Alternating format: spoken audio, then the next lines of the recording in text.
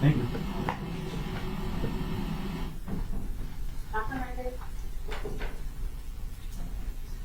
So before we proceed with the state's first witness, at this time the court is going to invoke the witness exclusionary rule. So if there are any witnesses that are in the courtroom or on Zoom, at this time the court will ask you to please step out or log off Zoom. Thank you. And Your Honor, just to further clarify, the state, I think the defense would agree, this is any potential witnesses for trial, not just today's hearing. Yes, thank you. And with that, the state is ready to proceed from the court today. Thank you for risk. Yep, you may call your first witness. State calls Timujin Willems to the stand.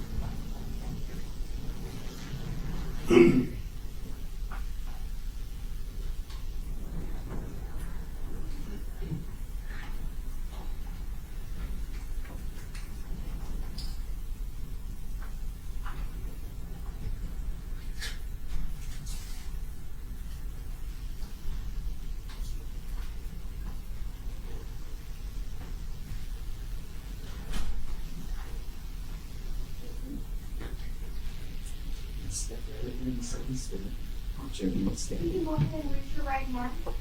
Do you solemnly swear that the testimony you're about to give will be the truth, the whole truth, and nothing but the truth?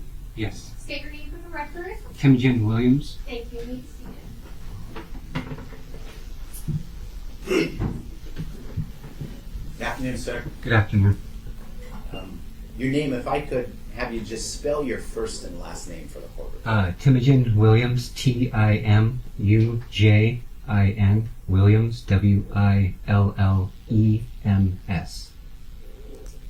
And do you go by Tim? Tim mostly. All right, Tim. Can you tell us where you live, Tim? 300 Baldwin Avenue.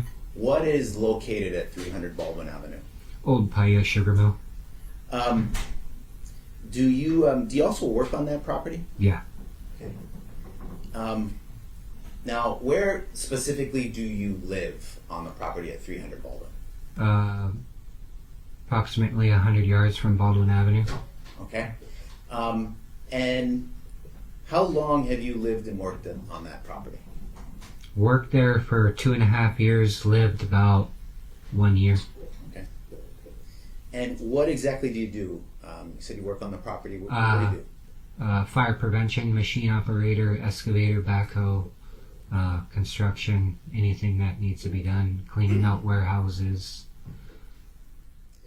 You described this area or what's located at that address as the old Pia Mill. Yeah. The old Pia Sugar Paia Mill.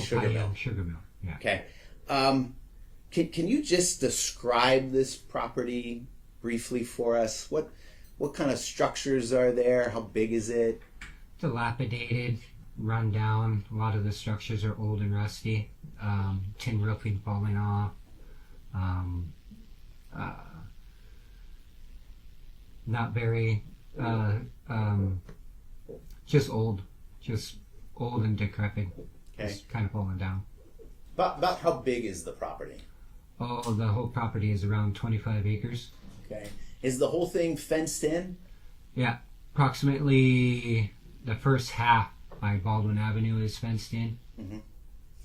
And these dilapidated structures you mentioned, where are the majority of them located in relation to Baldwin Avenue? Within 100 yards. There's several buildings, large buildings. Okay.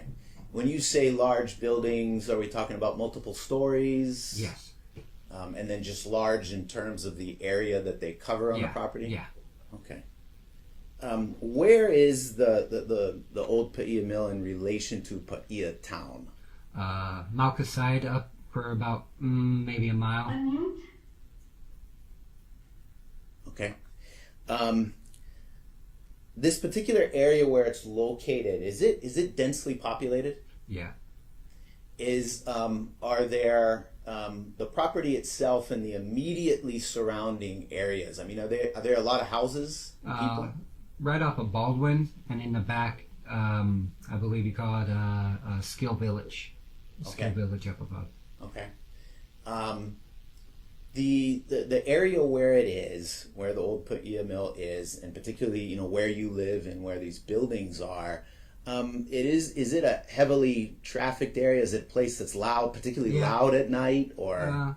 Quite often you just get cars that just speed by going up towards Rainbow Park, Rainbow Skill Village. Mm-hmm. Quite often you get people pulling over, using the restroom or stuff like that, just either taking out or doing whatever. It's a pretty convenient place to pull over. Tim, you ever lived in town anywhere, either here or anywhere else in a real densely populated area? Yeah, where neighbors are upon each other. On just kind of comparatively speaking, is this a quiet area or is it like being in the middle of a town? It's quiet. It's about super quiet. What's the lighting like at the old mill area? Street lighting, not much security lighting up other than immediately off of Baldwin Avenue. Okay. If I'm at the old Pu'ia mill area and I'm looking out Mauka, okay, away from the buildings to the Mauka side of the property, what's out there? Mahipono fields, just a bunch of vacant open fields, horse pasture, cornfield, just open fields. Okay.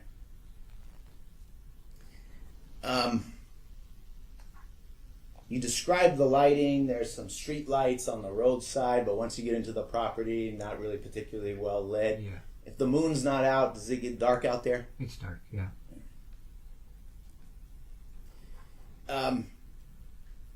Since you live on the property, you also work there. Do you either occasionally or even routinely at night, do you walk the property sometimes? Yeah. Okay. And in the past, have you encountered trespassers? Occasionally. Approximately like maybe 3 or 4 hunters, and a lot of times when you turn the lights on, you see that they have a leash or their dog comes up into the area, and that lets me know that there's hunters around. Okay. Any problems with any previous trespassers at all when you've turned the lights on? Or I've actually had them show back up and give me smoked meat. Okay. Tim, I want to, if I can, direct your attention to this past Friday, August 15th. All right. Let's go sometime around 8 p.m. Did you come outside to make checks of the property? Yeah. At that time? Mm-hmm. All right. Tell us what you did when you came out of your living quarters to make checks of the property.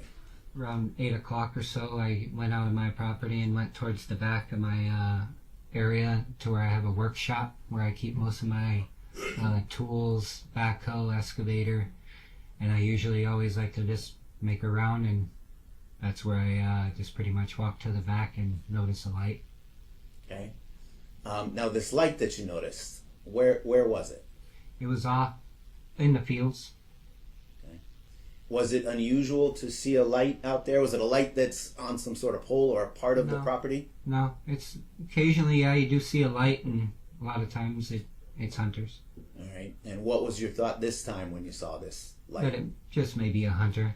Okay. Other than that light you saw in the distance, what was the lighting like on this particular evening, August 15th, 2025? Dark. All right. Was it relatively quiet, as you had described to us earlier? Yeah. All right. So after seeing this light out in the fields, tell us what you did. After noticing the light, a lot of times you'll just see the light once and then never see it again. I waited, and then I seen it approximately on about a minute afterwards, and stay on, and just looking at the ground and up and around, not trying to hide. Obvious that there was a flashlight, someone looking around. Okay. At that time, what did you decide to do? Just stand there and see which direction that he's walking. Mm-hmm. And what did you notice at that point? I noticed that he actually started walking down towards Baldwin Avenue on a far field, knowing that he's not on our property. Okay. Did it appear that he at some point was coming closer to your location at the mill, or was he moving further away? A little bit after he started walking down, that's where he turned his flashlight towards the property and noticed two buildings, and it was a pretty Speculation as to what he noticed or didn't notice. I can clarify here. What did he shine his flashlight on? at a building. Okay. And when he shined his flashlight at a building, did the light stay on that building for a period of time? Yeah. All right. And then what did you notice about the movement of the light after it shined on the building? Going right towards the building. All right. What'd you do at that point, Tim? At that point, I went and got in my Jeep and Okay. just drove down. All right. And when you drove down, what'd you do? Were the lights on your Jeep on? They were off. All right. And tell me about how you drove the Jeep to that to whatever location you went to. Knowing the place pretty well, I know that there's an area that I can shine the lights pretty brightly on over that to where it'll cast over that entire field and the house. And I just drove down to the top of the hill to see if he's going to continue towards our property, towards me. Okay. And did you finally, at some point, come to a resting place in the Jeep? Yeah. All right. And what'd you do then? And I just sat there and waited. And at that time, he made his way towards the building, and then we went into it. Okay. Is this building typically secured or is it open? It's dilapidated, old, roof falling in. Gotcha. All right. Once you saw the light go in the building, what happened next? I know that at that point he's looking, searching in a building for stuff, anything of value or anything. Objection. Speculation. That's the straight. Sustained, the court will strike the last statement. So Tim, he was in the building. When he was in the building, what did you notice about the flashlight when he was Looking in the all building? around. Okay. Are there windows in that building? Yeah.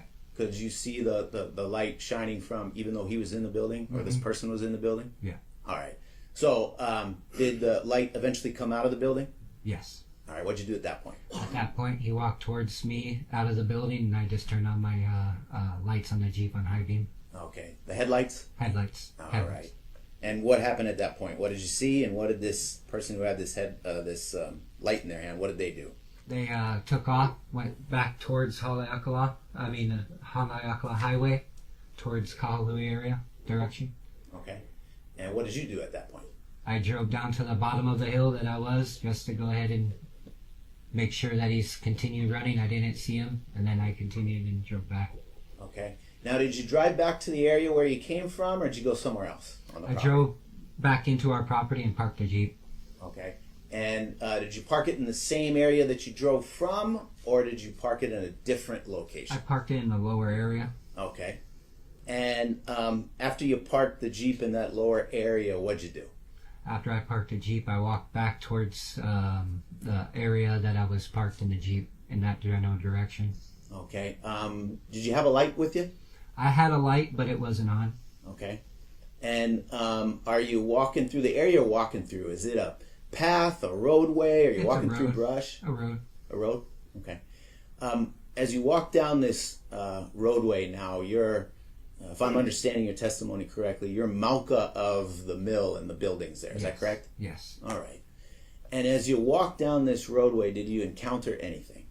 As I walked down the roadway, there's a little embankment that heads down the hill. I walked down that hill, and I'm almost at the bottom of the hill. I encountered the suspect, and that's when I turned on my light, and that's where he had two handguns in his hand. Okay. Now, let's talk about this encounter real quick. So you walk down that hill. Is it a roadway that goes down this hill? Yes. Is it what kind of a grade is it? It's kind of steep, round rocks, gravel. Okay. And in relation to the road, where was this individual that you encountered? Just slightly off the side of the road in a prone position, seating position. And this particular area where the person was, can you describe it for us? Is it just flat? Is it dirt? What's there? Kind of a hillside with an indentation of dirt and old grass. All right. And you mentioned that this individual was sitting there? Yes. Okay. And what drew your attention to this person? What is it that made you realize someone was there?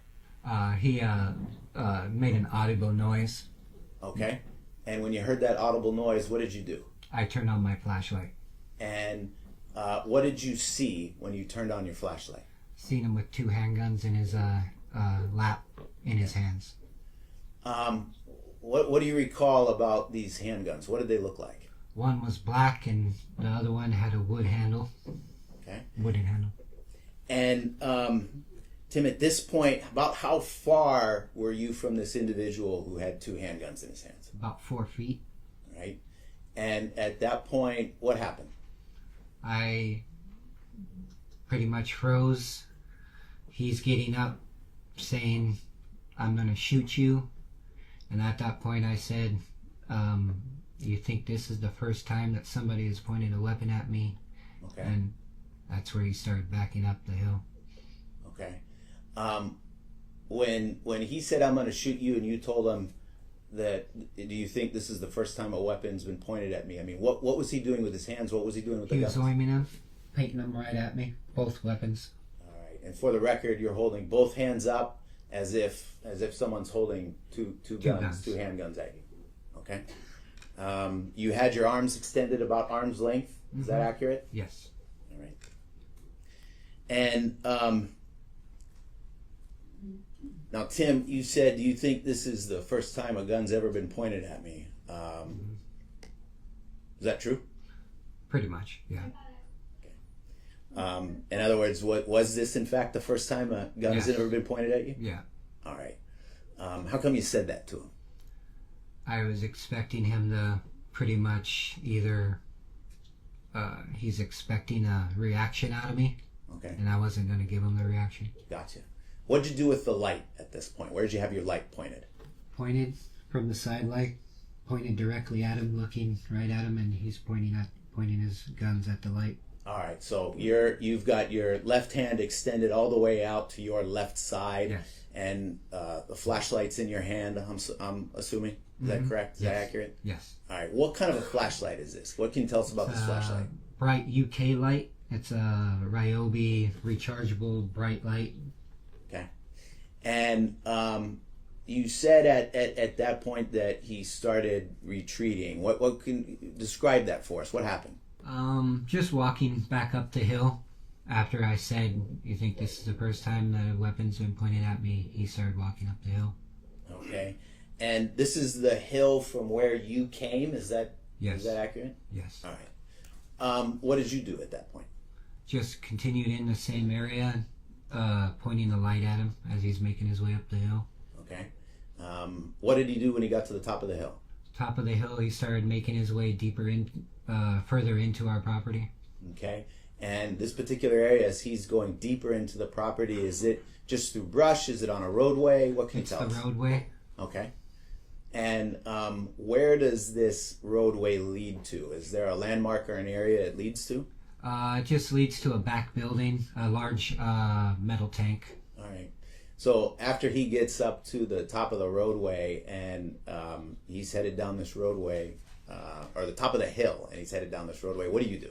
I slowly make my way up to the top with the flashlight pointing at him. Okay. And what happens when you get to the top of the hill? Top of the hill, I make my way to cover because he has 2 weapons. I just get behind a telephone pole with the light. So you hid behind a telephone pole. What'd you do with the light? I held it out to the side. The with way my you were left earlier? hand, way I was earlier. Okay. What happened next? At that point, he was telling me, turn the light out, and he fired the pistol at me. Okay. And when he fired the pistol at you, tell us what was his orientation? Where was he faced in relation to where you were? Facing away. Okay. And so how did he fire the pistol at you if he was facing away? He just blindly behind, just Okay. blind.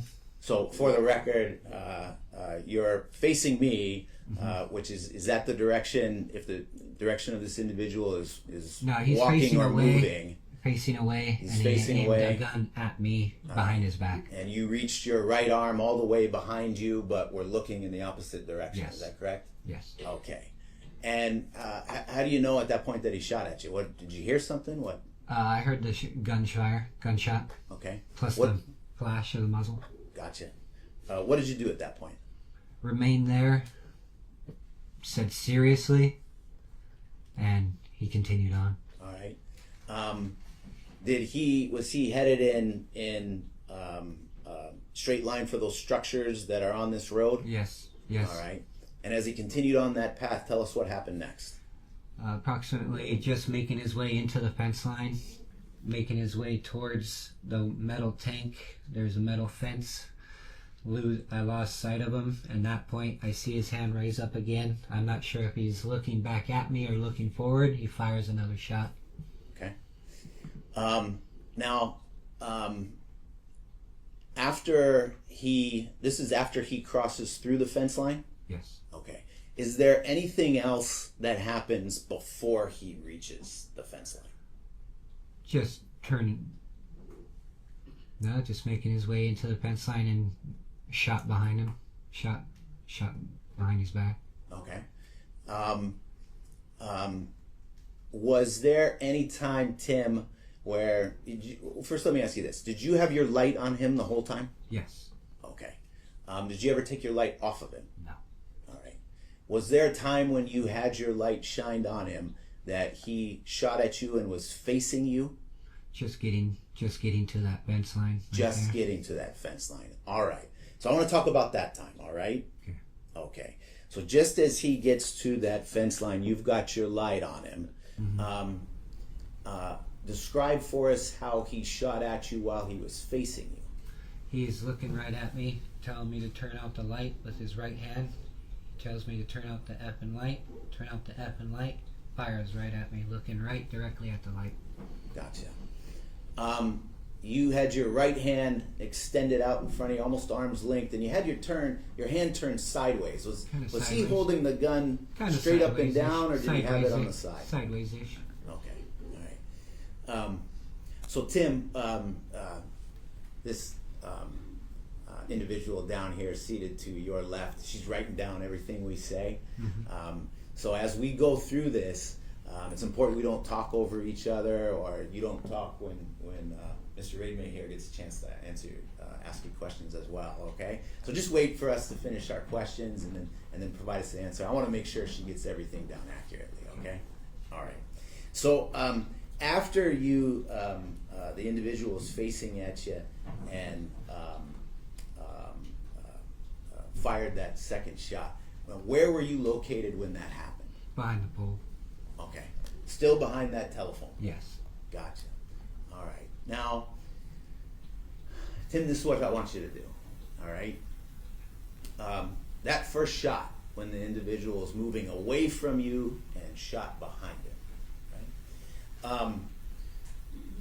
If you were to pick out a spot in this courtroom, was he as close to you as any particular spot in this courtroom, or would it be further than any point in this courtroom? Roughly to the back wall. To the back wall? To the back wall. And I do know Judge Cardozo used to have measurements up there. I don't. There is a measurement for this courtroom. You're probably just going to have to get something. Okay. What was that? 30 feet?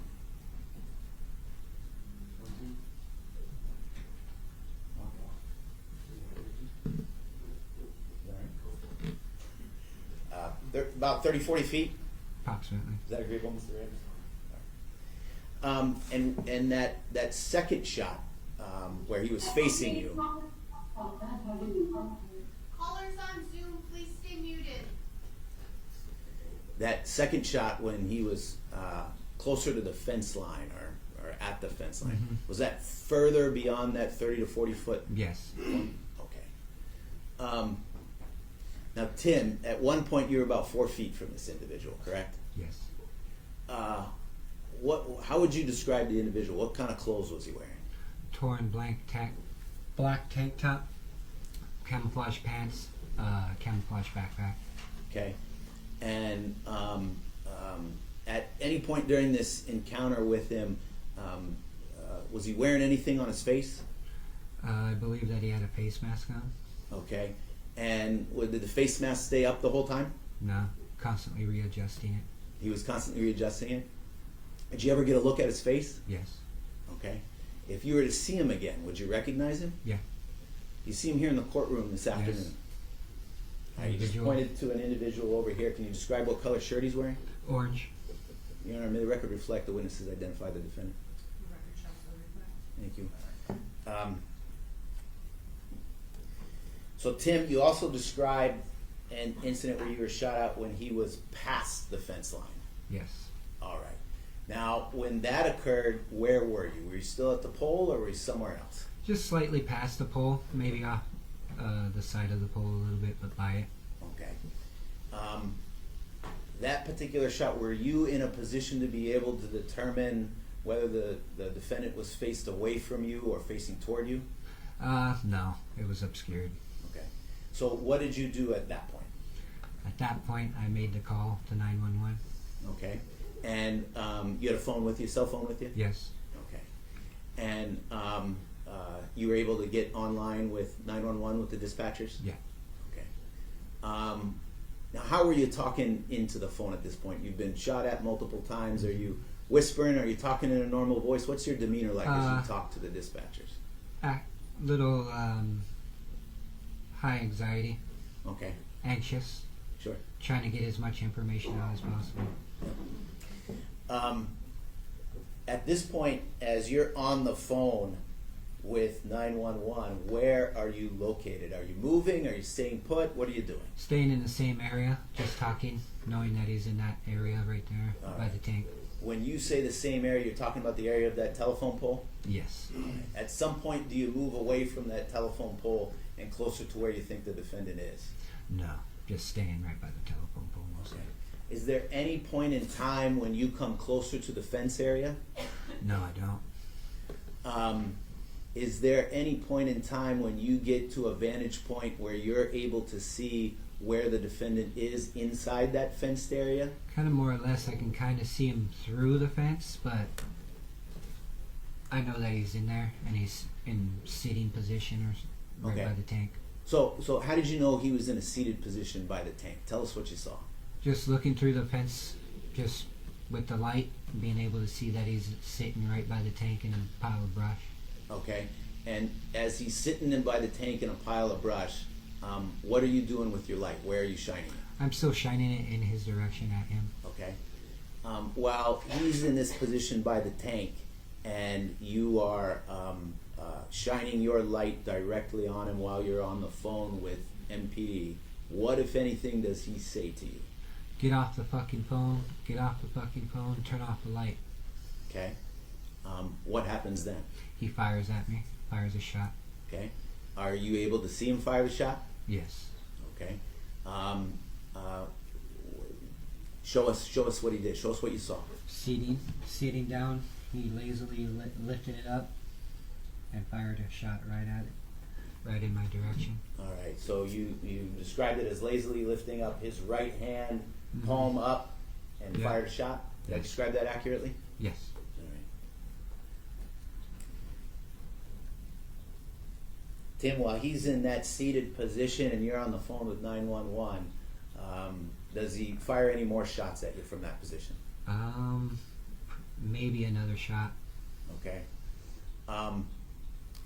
What happens next? What does he do next?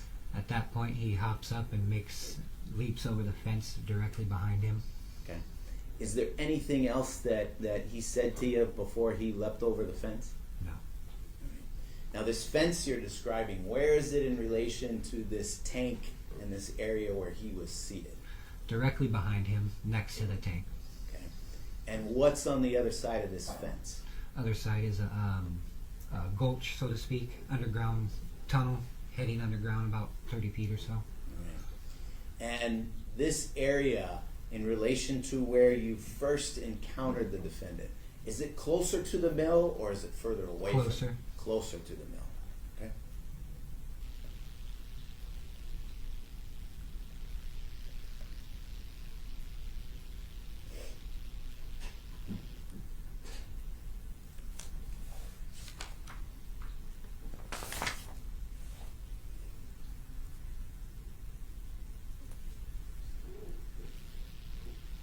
All right. Now, after the defendant went over the fence, were you able to keep visual of where he was? Lost visual.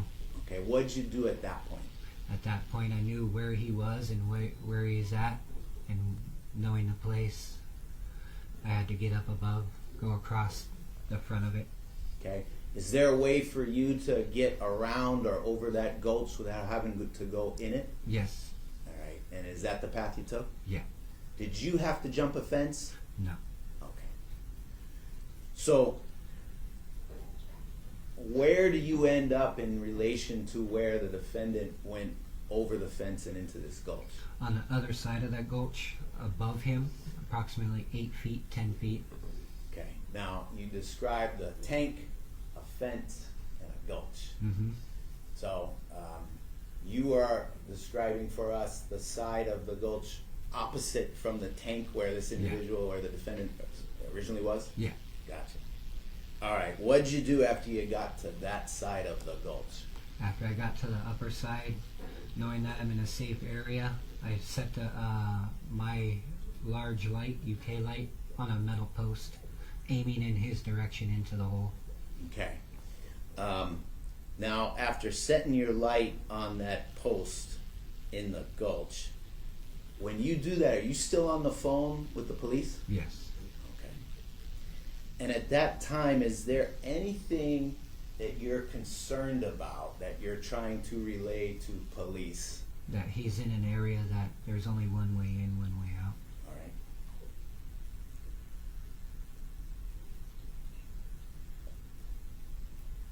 Can you see him from where you are at this point? No. All right. Do you hear anything? I hear sticks breaking, and about a minute or two after I set the light on the metal post, he fired at the light. Okay. And how do you know he fired at the light? It could have been up in the air, but it was towards the light. Okay. You heard gunshots? Heard a gunshot. Okay. Heard a gunshot? Heard a gunshot. Okay, gotcha. At that time, are you still on the phone with police? Yes. All right. Is there something that you're concerned about in relation to police arriving? Is it as you're on the phone with police, are they going to have ready access to the property if they're coming from the roadside? No, there's a locked gate. Okay. And so, what are you relaying to police at that time? I'm relaying that I need to hang up and call my girlfriend, Abby, at the time. All right. So your girlfriend Abby, does she live on the property with you? Yes. Okay. Was she on the property during this event? Yes. All right. And you were, as I understand it, eager to hang up so you could call her. Why did you need to call her? So she could open up the front gate so police could have access to the back area. Okay. Now, as you're in this area, beside the gulch, flashlights on a pole, you're on the phone with police, you're telling them you got to get off to call Abby. Do you have any way of knowing whether or not police are on their way? Is there anything you notice? Visible lights going up by Sprecklesville on Hana Highway, and a very audible noise of a police car coming up Baldwin Avenue. All right. So, from where the mill is, it's is it elevated above Sprecklesville, Paia Town? Yes. All right. And from where you are, can you see all the way to Sprecklesville? Yeah. All right. And what do you notice down in that area? Blue lights, Okay. flashing blue lights. And when you say you heard audibly a police car coming up Baldwin, what exactly did you hear? I heard sirens and saw lights. Okay.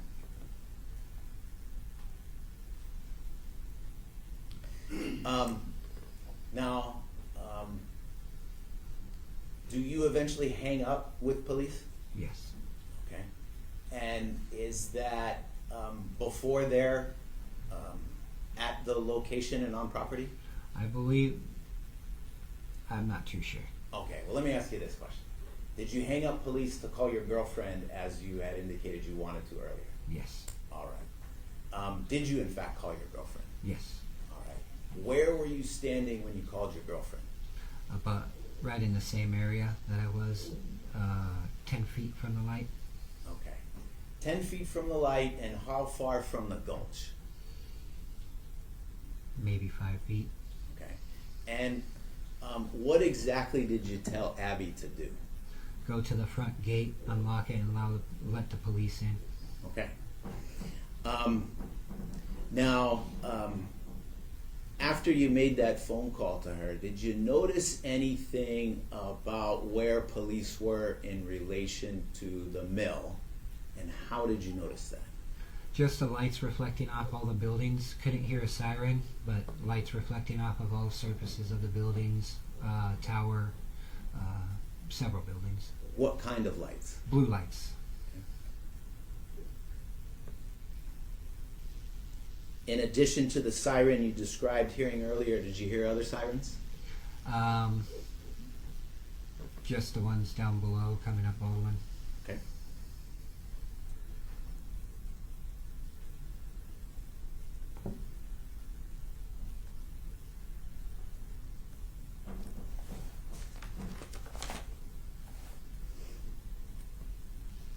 Now, police, they eventually arrived? Yes. All right. And when they arrived, where were you located? In the back area. Same place you Same just described place. to us? Same place. Okay. When did you make contact with police, and how was that contact made? Approximately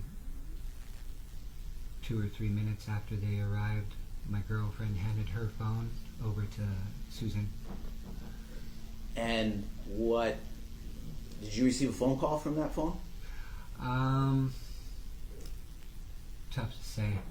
I'm remembering that she handed the phone. I'm on the phone, and she handed her phone out. Okay, all right. So let me ask it this way, Tim. Did you receive a phone call from your girlfriend Abby's phone? Yes. All right. When you first answered that call, who was on the other end of the line? Susan. Okay. Who is Susan? Suzanne O, officer. Okay. And how do you know that? She identified herself as Susan. All right. And what types of things were you being asked? Whereas the individual, if I have the individual pinned down, Okay. And did you tell them you had the individual pinned down? yes, What did you mean by that? that he's in an area that he cannot leave.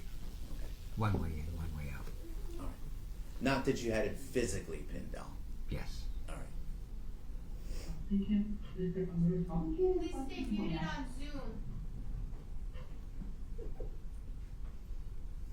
Zoom. Tim, eventually the officers make contact with you directly. In other words, do you actually meet with officers? Yes. Okay. How many officers do you meet with, and where does that meeting take place? Approximately 5 or 6 officers in the back by the warehouse where I was. Okay. And they came to you, or you went to them? They came to me. Okay. And about how far from this gulch area did you meet with these officers? 5 to 10 feet. 5 to 10 feet?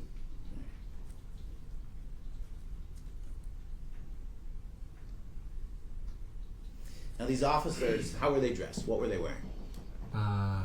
2 individuals had visible vests on with police badge visible, AR-15s.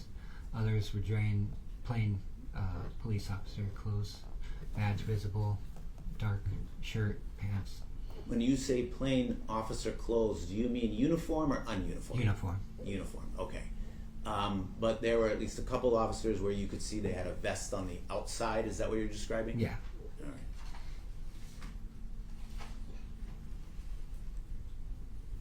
When they came up and talked to you, did you hear any? Were they using any? Did you hear any radios or anything that they may have had on them that were? No, just verbal. Okay. And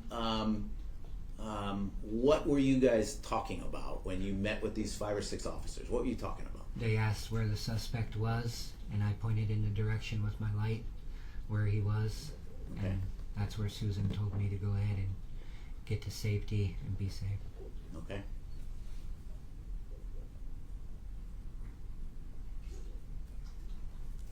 Now, sir, the last person you talked to on your girlfriend Abby's cell phone? Was it your girlfriend Abby or was it Suzanne? Suzanne. When she told you to get to safety, what did you do? I went up to my truck and got up by my truck. As you were walking away from the area toward your truck, did you hear anything? Hear the officers talking or anything like that? No, just normal officers just talking to one another, flashlights. Okay, so they had flashlights. Yes. Now, what were they doing with their flashlights? Looking around in the area that I pointed. Okay. How many of them had flashlights, you think? All 5 or 6. Got it.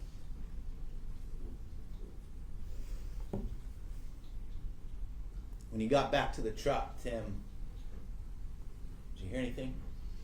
I heard a gunshot approximately about a minute after I got to my truck. A gunshot and a short, loud scream. And the scream. Were you able to tell if it came from a man or a woman? A woman. After the shot and the woman's scream, what did you hear next, if anything? Officers say, "Show us your hands, show us your hands," and then gunfire. And when you heard gunfire after they said, show us your hands, you remember how many shots you heard? No. Before you heard the woman scream, how many shots did you hear? 1.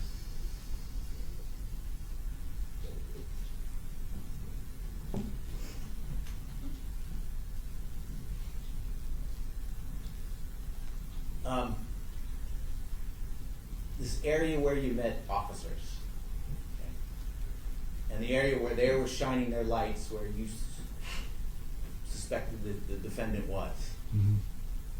Can you kind of describe this area for us? What's down that way? What would they have been walking toward or through?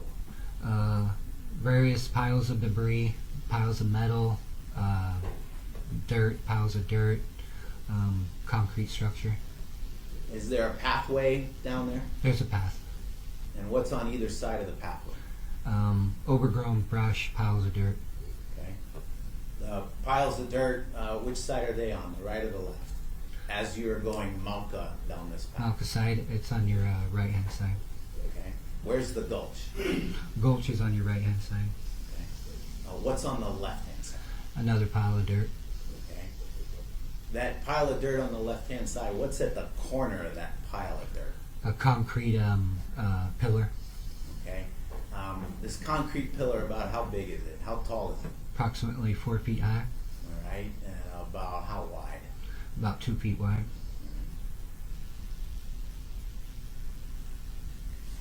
The terrain immediately around that block.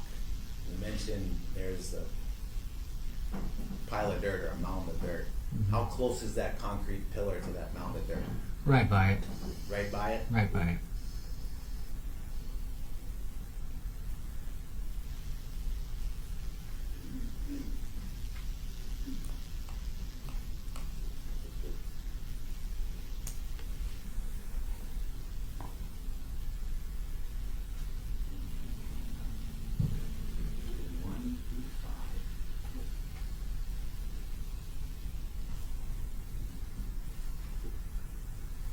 Oh, you're still alive.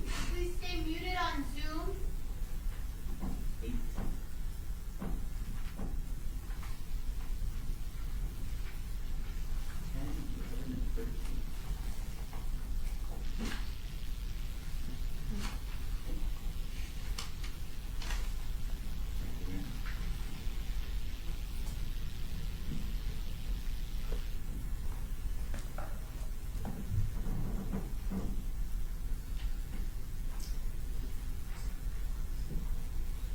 You want me to approach the witness? Tim, I'm going to hand you what's been marked for purposes of identification. It states Exhibit 1. Just go ahead, take a look at that real quickly. So you recognize what that photograph is? You recognize that area photograph? Yes. What is the area photograph? The back area of the mill. Okay, and from what vantage point is that photograph taken? Taken from quadcopter, From overhead? a drone, overhead. All right.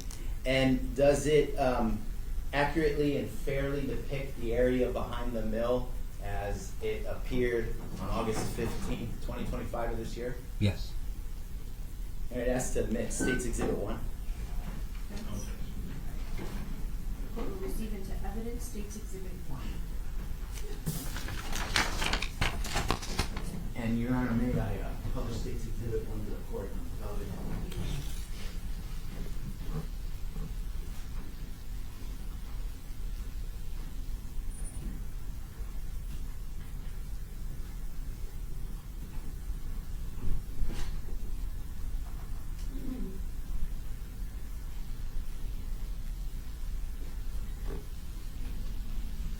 All right, Tim, I'm going to direct your attention to the TV screen. You able to see that all right? Yeah. Aaron, may I ask the witness to step down? You may.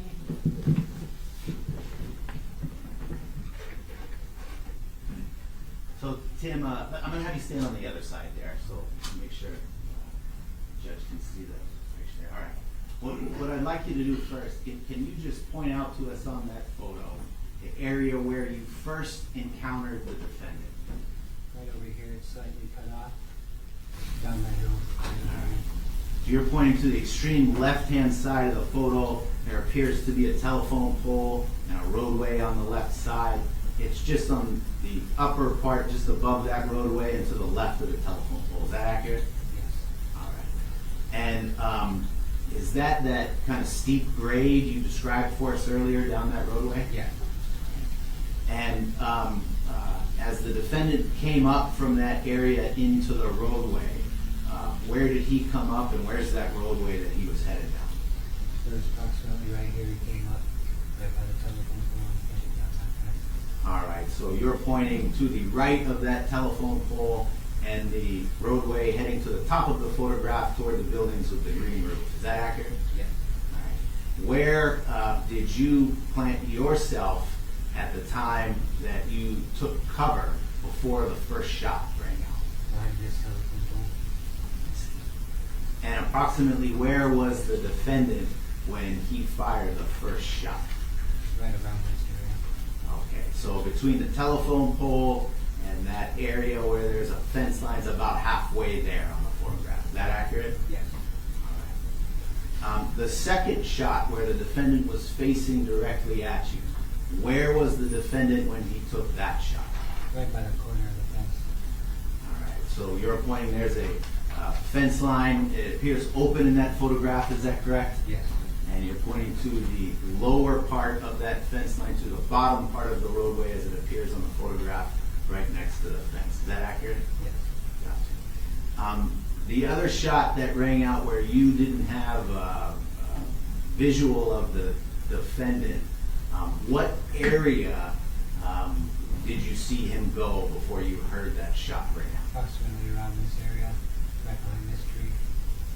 All right, so that's inside the fence line on a dirt patch just above and to the left of what appears to be a gray tank right in the middle of that photograph. Is that accurate? Yes. Right. And is that the tank that you described earlier to us when you were on the stand? Yes.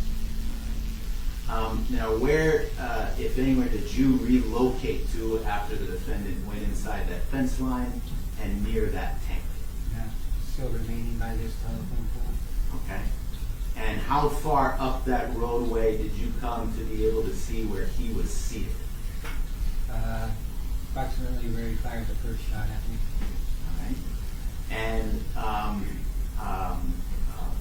where was he located when he was in a seated position and firing at you? Right by the tank. Okay, so you're pointing to the right of the tank, just above that right corner as it appears on the photograph. Is that accurate? Yeah. And where were you standing when he fired those shots while he was seated? Approximately in that area. Okay. So you're, again, between the telephone pole and the fence line, about halfway on that roadway, headed toward the upper part of the photograph. Is that accurate? Yeah. Where is the fence line that the defendant jumped over? Directly right behind the tank. All right, so that's the fence line to the right side of that gray tank heading toward the right side of the photograph. Is that accurate? Yes. All right. Can you point a gulch out to us? Where's that gulch? Right here. All right. Now it's hard to tell in this photograph, but about how deep does that go down? Around approximately like 8 feet. All right. And that gulch, as you pointed it out, is just on the photograph below, immediately below that gray tank. Is that accurate? Yes. Now you mentioned that you came around the gulch and to an area where you were able to put your flashlight on a pole. Where is that area you were able to make your way to? I ran across right here, right over to that metal post right here. All right. So you at some point made your way closer to the fence line. Is that accurate? And then down toward the bottom part of the photograph and up the gulch on the bottom side of the gulch that appears on the photograph. Is that accurate? Yes. All right. And approximately where was that post you planted your flashlight on? About up from the gulch, about 5 feet. All right. So you're almost dead center in that photograph you're pointing to. Is that right? Yes. Okay. Now you put your flashlight on the post and you told us that you went and stood some way away from it when you were on the phone with police. Where were you standing when you were on the phone with police? Right in this area. All right, so it's a dirt patch right in the middle of the photograph, just below where you indicated that pole was. Is that accurate? Yes. Now, when you met with police officers, you said there were about 5 or 6 police officers that came and met with you.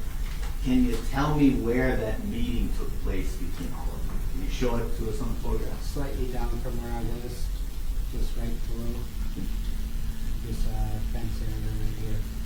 Okay, that fence area right there? Right inside this little dirt road, just inside the fence.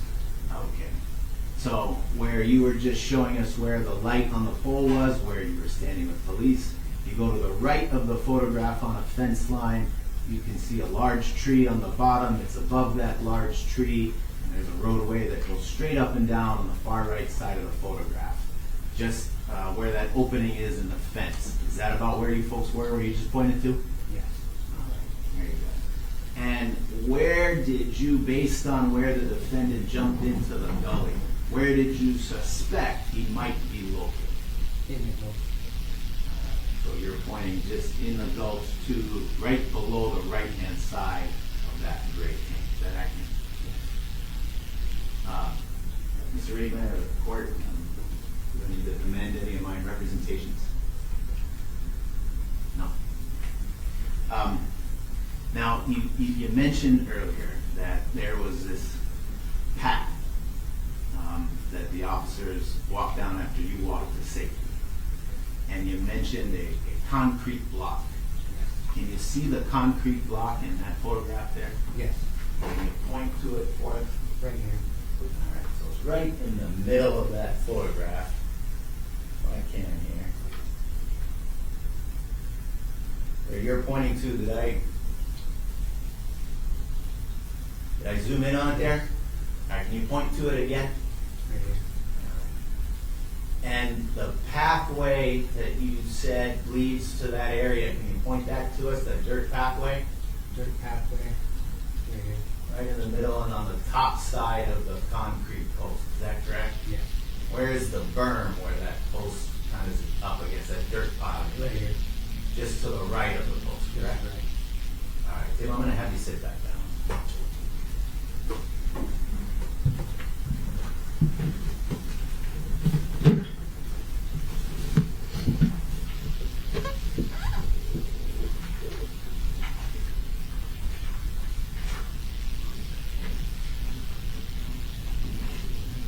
Mayor Pro Tem?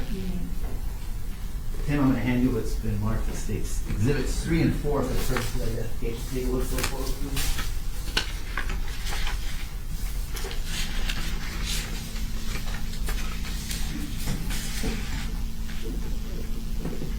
States Exhibit 3, what's depicted in that photograph? Concrete pillar. And is that the concrete pillar you mentioned earlier as being up against that dirt pile? Yes. All right. And State's Exhibit 4, what does that show? Another side of the concrete pillar, Same concrete pillar, different angle? different angle. Alright, but both State's Exhibits 3 and 4 accurately and fairly depict that concrete pillar as it appeared on August 15th, 2025? Yes. Then I'm going to ask to admit States 3 and 4. And then, Mr. Reagan? No, sir. The court will receive the evidence, State's Exhibit 3, as well as State's Exhibit 4. and permission to publish both of those to the court at this time, Your Honor? Publish both exhibits.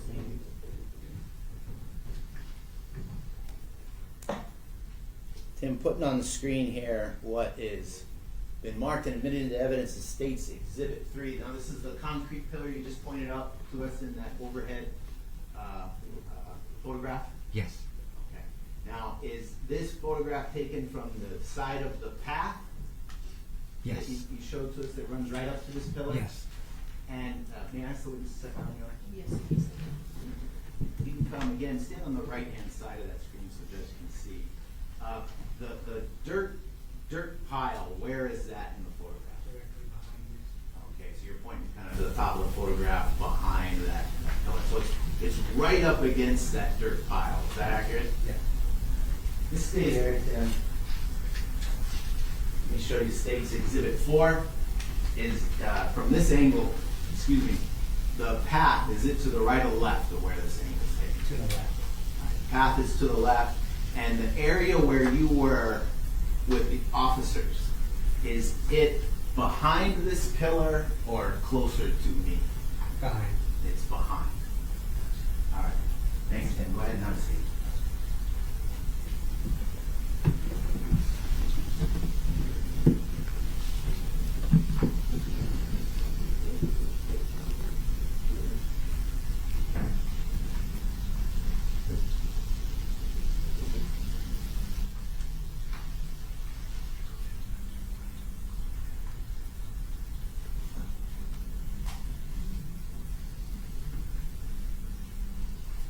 I'm going to approach again.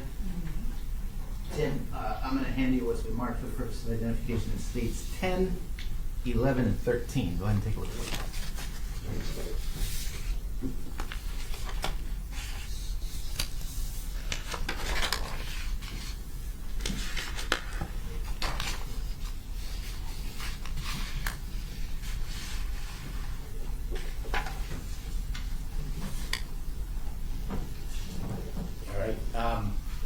States 10 and 11. Can you just describe for us what is in those two photographs? What do they depict? A handgun. Okay, what color is that A handgun? black handgun. All right. And States 13, what's in that photograph? A handgun with a wooden handle. Okay. Tim, you ever seen the handguns depicted in those photos before? Yes. Where did you see them? That night. And who was in possession of those handguns? The suspect. The defendant? The defendant. All right. Did those photographs, States 10, 11, and 13, do they fairly and accurately depict the handguns the defendant was holding when he pointed them at you Yes. last Friday night? Yes. Your Honor, may I admit 10, 11, and 13? Mr. Reagan?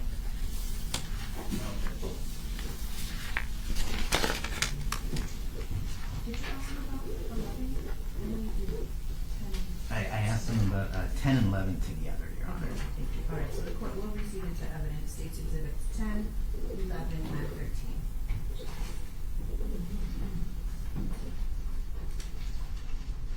May I publish to the court, Your Honor? You may publish. All right, Tim, showing you what's marked and now in evidence as States Exhibit 10. That black handgun, is that the one you saw the defendant holding and pointing at you last Friday night? Yes. And States Exhibit 11, does that appear to be the same handgun? Yes. States 13, is this the wooden gun you mentioned was in his other hand? Yeah.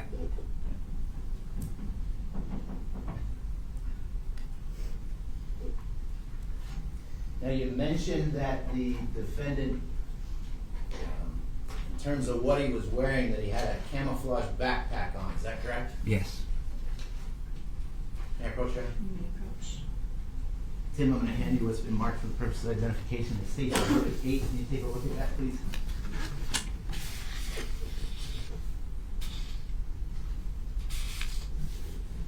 You recognize what's in that photograph? Yes. What is it? The backpack, defendant's backpack. What kind of a backpack is it? What color? Or? Camouflage backpack. Okay. You ever seen a backpack before? Yes. Where did you see it? On the defendant. Right. Does it fairly and accurately depict the backpack that you saw on the defendant last Friday night, the night of August 15, 2025? Yes. Your Honor, may I admit it's 8. Counsel? No. Court will receive it to evidence. This is the deed.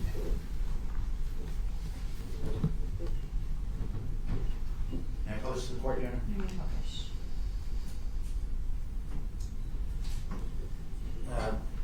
Tim, what's on the screen there states Exhibit 8. That's the backpack you saw the defendant wearing when you first encountered him? Yes. Okay. Did you ever see it off of him, or was it on him the whole time you saw him? On him.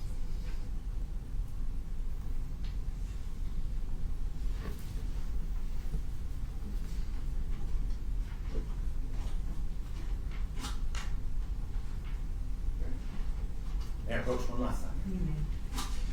Sir, I'm going to hand you what's been marked States Exhibit 5. Take a look at that.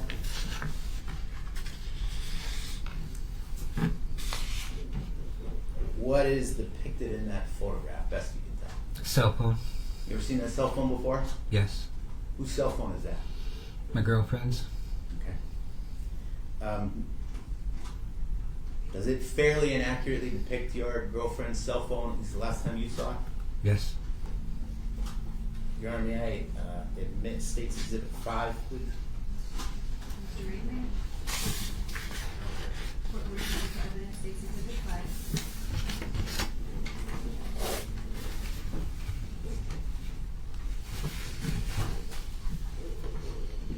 Again, Tim. Last time you received a phone call from that phone number that's attached to that phone, your girlfriend's phone, who was on the other end of the line? Susan. Suzanne O? Suzanne O.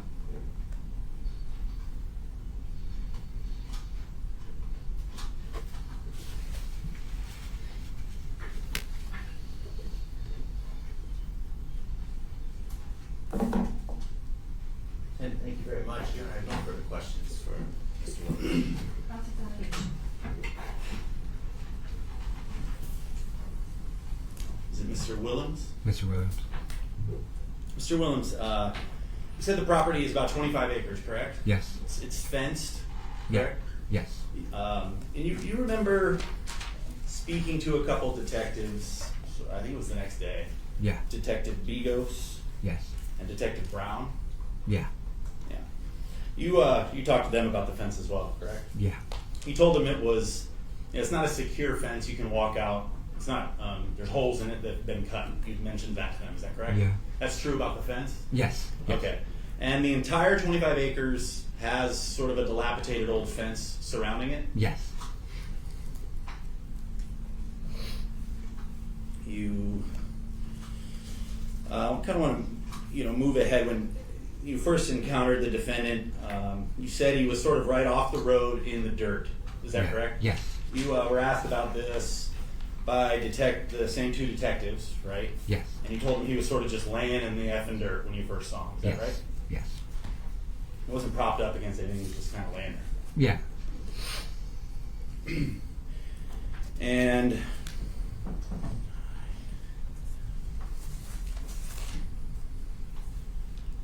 in that same interview, you were basically asked to describe by the two detectives, what you noticed about the defendant, and you said that he was kind of stumbling around. Is that right? Yes. You even said he was stumbling around like he was drunk or something. Mm-hmm. Mm-hmm. Yes? Yes. And then another word you used was when you told those two detectives he's not really coordinated. Is that correct? Yes. Yes. Because he was just kind of falling down, not moving smoothly. Yeah.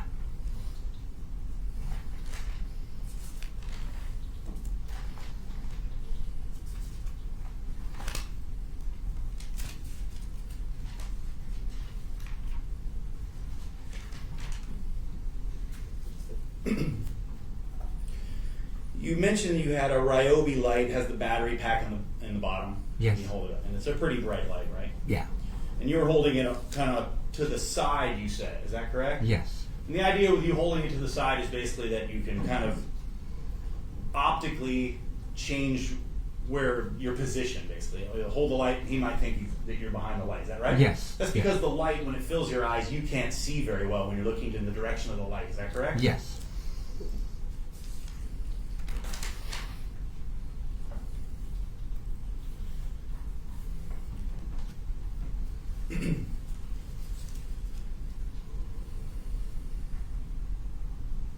Now there was mention of your girlfriend's phone calls you, and on the end of that call is Officer O. Is that correct? Yes. And then during the time that you spoke with officers and you weren't with them, when you were sort of still out in the field and they were over with your girlfriend, you also talked to an officer named Officer Kawas, a man. Is that correct? A male officer and a female officer. I believe so. Passing the phone Maybe. back and forth. Yes. And the male officer, when you did the male officer introduce himself as Officer Kawas to you? He said he was an officer. I didn't quite catch his name. Okay. He was actually asking you a number of questions about what happened in terms of this shooting. Is that fair to say? Remember that? I believe so, yes. Yes.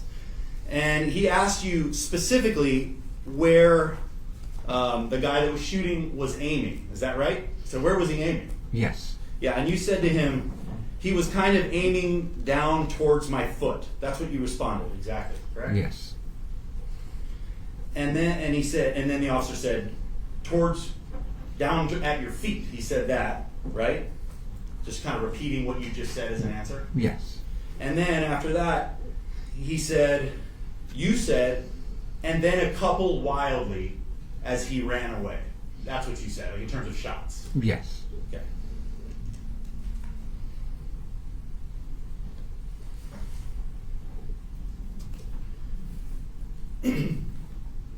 So you're testifying that the first shot he was looking the other way but reaching the gun behind and shooting? Yes. He was moving at the same time, is that correct? Yes. And you never heard the bullet whiz by anywhere near you in your ears in terms of the whizzing of the bullet? No. Yeah. And you didn't anywhere near you see any indentation or puff of dirt or any debris coming up from the bullets? No. Right. Of course, if you'd seen that at any time during this investigation, you would have told police officers, well, I saw a bullet puff the ground right next to me, or I heard it was in my mirror. You would have said that Yes. to the officer. Yes. Yeah. And that's not the case. Isn't that correct? Yes.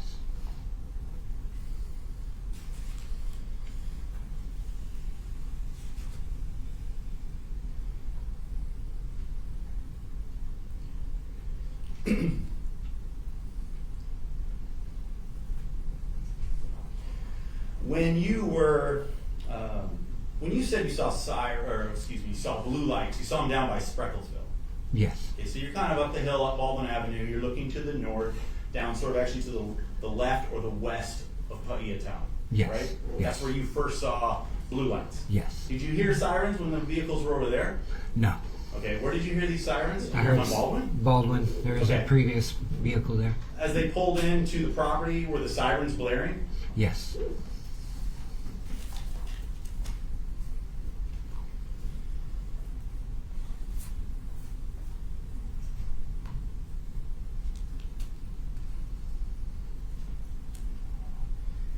And when you kind of also said that when you sort of had kind of stopped seeing him and you were looking down on him, you said you sort of elevated, what, 10 to 12 feet, is that what you said? Yes. Okay, so you're kind of a little bit higher than the location that you expected where the defendant was. You were higher than him. Yes. Okay. And you had the light illuminating the area that you thought the defendant could potentially be in, is that correct? Yes. Okay. But you were off to the side, you said, away from your light? Yes. And you were in a place where you were in the dark, but you were looking at the area that you had illuminated with your light. Yes. And you didn't see the defendant stand. No. You didn't see the defendant moving around. No. And there are, based on your description, there's a lot of places, you know, crouched down. A person could be down on the ground, like you say, sitting in the dirt. If he was down, you know, you couldn't see anything. There's brush and things around you. Is that fair to say? Yes.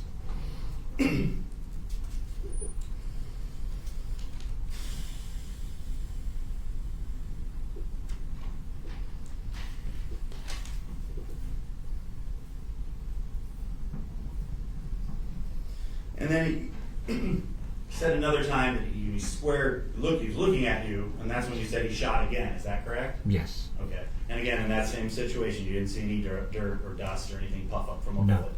No. Or you didn't hear any bullets whiz by you? No. Even when he's facing you? Yeah. Okay.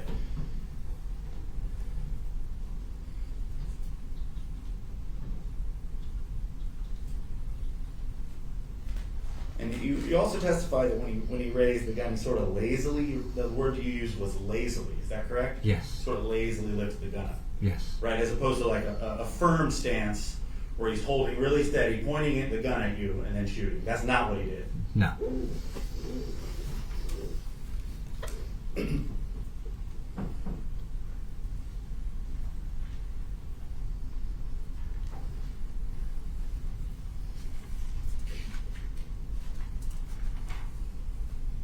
You know, you testified again on direct examination.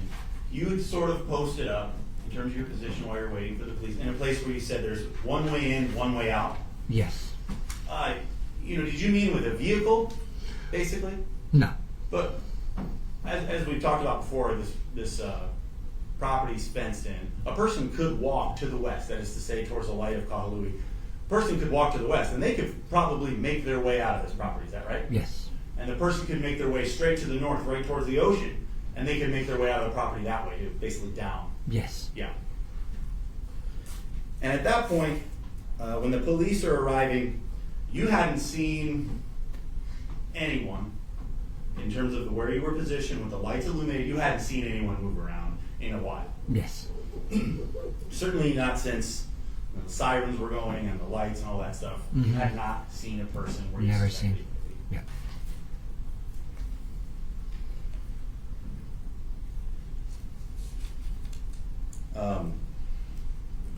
And you thought, you know, it was a decent possibility that the person that you were illuminating or the area that they were illuminating, that person could have just crawled away and left the property. You thought that was a decent possibility as well? Yes. Yeah, because when the officers showed up, you never said, you know, guys, I'm sure he's right there. You certainly weren't sure, and you didn't tell them that, right? Mhm. As well. Yes.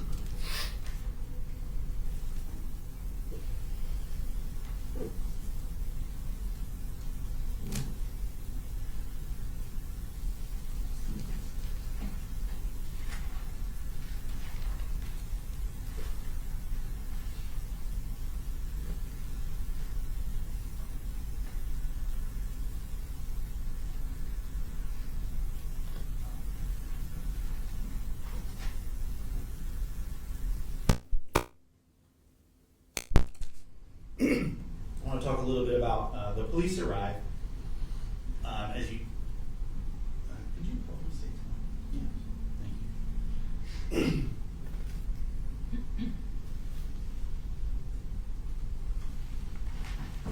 If I may approach maybe the screen you're on.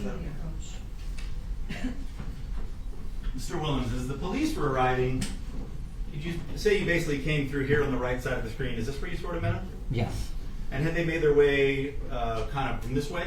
Yes. The ocean would be up here at the top of the screen, right? Yes. So that would be north to Yes. the top of the screen. Yes. So the officers were making their way north on this road on the right side of this screen. Is that fair to say? Yes. Okay. And when you met them, sort of in this whiter area, is that right? Yeah. Okay. And from that point, you actually headed back, I guess it would be south, from the direction that they came. Yes. Okay. And then you saw their lights kind of head sort of more into the brush, up and to the left. Is that fair to say? Yes. When you saw them, you saw their lights. Is that correct? Yeah. They didn't have any, blue lights on their person. No. All the cars, because they couldn't get through, were out by Baldwin. Yes. Okay. The police, as they approached the scene, they weren't calling to the defendant. They weren't saying, "Sir, come out." Yes. They weren't doing that. No, they weren't. They weren't yelling, police, police, we're here, come on out, man. Nothing like that. No. Okay. They basically just walked, as far as you saw, started walking north with their lights on, looking around with their flashlights. Yes.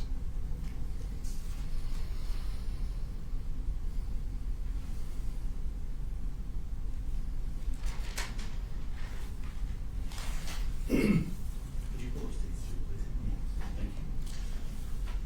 Thank you. The record should reflect pulling up states 3. Sorry, we go up to 4. So this is that concrete pillar, correct? Looking at states 3 Yes. and states 4. If I may, Your Honor. You may. Thank you. On the right side of this pillar, you see, what do you see right here? This is a metal pipe of some kind, Yes. old and rusty. Yes. Up above it to the right, you see what? Is that a piece of concrete? Concrete. Yeah, and then down below there's like some dirt and brush and things. Yes. And this brush kind of at the top, this is that's pretty tall, maybe 4, 5, 6 feet, something like Something that. like that. Kind of growing out of the ground right here, out of that dirt hill you previously described. Is that fair to say? Yes. Okay. Is that a fair sort of, accurate depiction of the type of debris, metal, shrubs, bush, piles of dirt, what you described in a direct examination? Is that a pretty fair and accurate sort of depiction of how kind of rugged the property is? Yes. That could be, this kind of stuff is kind of all over that property. Yes. When you were up on the hill looking down, shining your light down, the defendant's light was not on. Yeah. Yeah, it was dark. Mm-hmm. Right.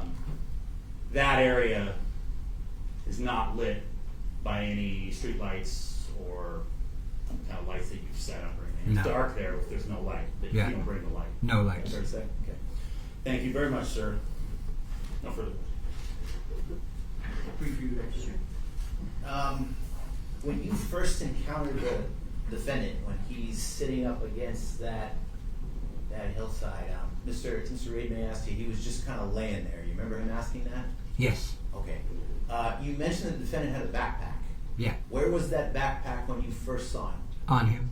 Okay. So was he propped up in some way on that backpack? Mm-hmm. Is that a Yeah. yes? Yes.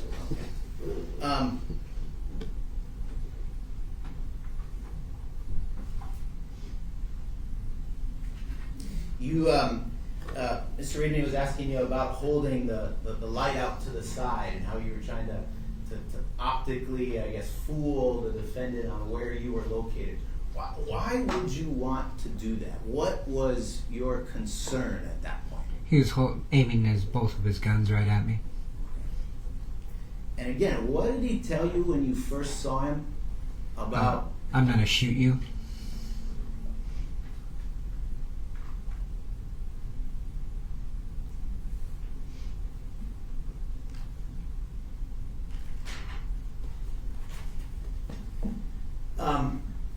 Mr. Willems, Mr. Reed may ask you a lot about puffs of dirt and whizzing bullets. Mm-hmm.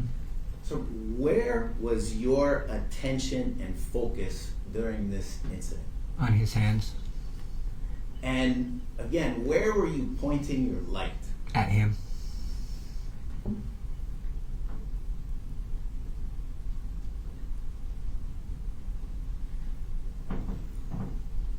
The wild shots referenced in your phone call with the male officer you spoke to, are those the wild shots you described earlier when he was shooting behind him but walking away from you? Sitting by the tank. By the tank. By the tank. Gotcha.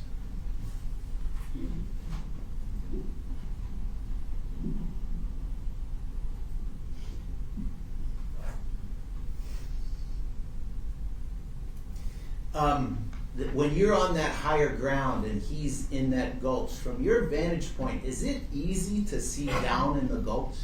More or less, yes. More or less. Your light, though, is in a different area, right? Yeah. Are there areas of the gulch that weren't lit by the direction you had pointed the light in? Yes. And just to recount your testimony, after you'd set up that light, you heard at least one gunshot after you put the light on the post. Is that correct? Yes. Where did it sound like that gunshot came From in the gulch.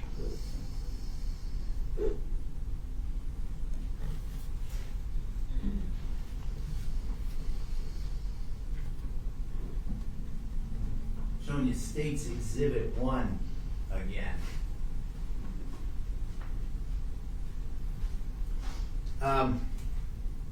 Sir, here's the gulch on the right-hand side of this photograph that's already been described. First of all, let me ask you this. On this photograph, which side of this photograph is Baldwin Avenue? Right hand side. The right-hand side of the photograph? Yes. So these, it looks like a building right here on the far right-hand side. What's on the other side of this building? Is that where Baldwin Avenue is? No, it's another building. Another building. On the other side of that building? Is another building. On the other side of that building? Another building. Okay. Do we eventually get to Baldwin Avenue? Yes. All right. So is Baldwin Avenue running from the top of this screen to the bottom of this screen? Yeah. If you were to pull out from this property and turn left on Baldwin Avenue, would you eventually run into any kind of curve in the roadway?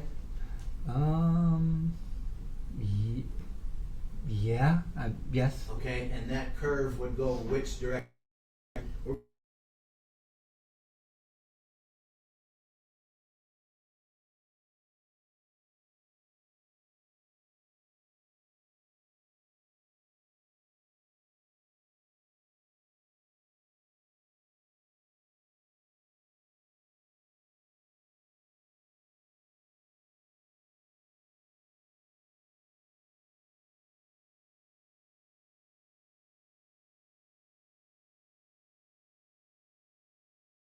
To the corner of the top. To the corner on the top, this Yeah. way, right? Yes. All right. Looking the opposite direction, all right, to the left side of that photograph. What's way over here off this side of the photograph? Open fields. Open fields? Yes. All right. Haleakala. Which side of this photograph is it? More towards the bottom corner. The bottom? Bottom left. Gotcha. All right. Now, if someone was in this area of the gulch or this area of the path where this concrete block was, and they went to the right side of the photograph, they'd be going toward Baldwin Avenue, right? Yes. Did you become aware at some point during this evening where the police officers had parked their vehicles when they first arrived? Yeah. Where was it on this photograph? On the Baldwin Avenue to On the Baldwin Avenue, right hand side. The right-hand side of the photograph. Yes. If an individual is to walk to the left-hand side of this photograph, what's out there? Open fields. Open fields. Open fields.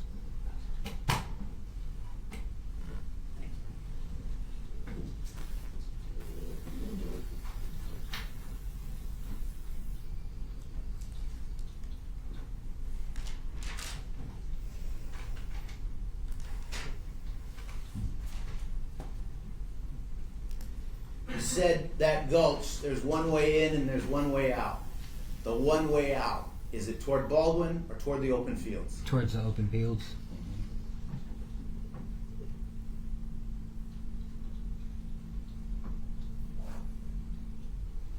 You testified earlier that you saw blue lights bouncing off the buildings. Yes. Where are those buildings located that you saw blue lights bouncing? To the right hand side and to the upper side.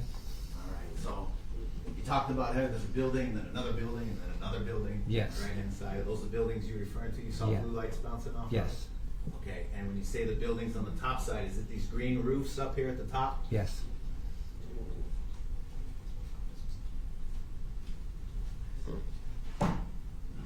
No further questions, yeah. Nothing else, thank you. Okay, all right, thank you, Mr. Williams, you may now step down. Thank you.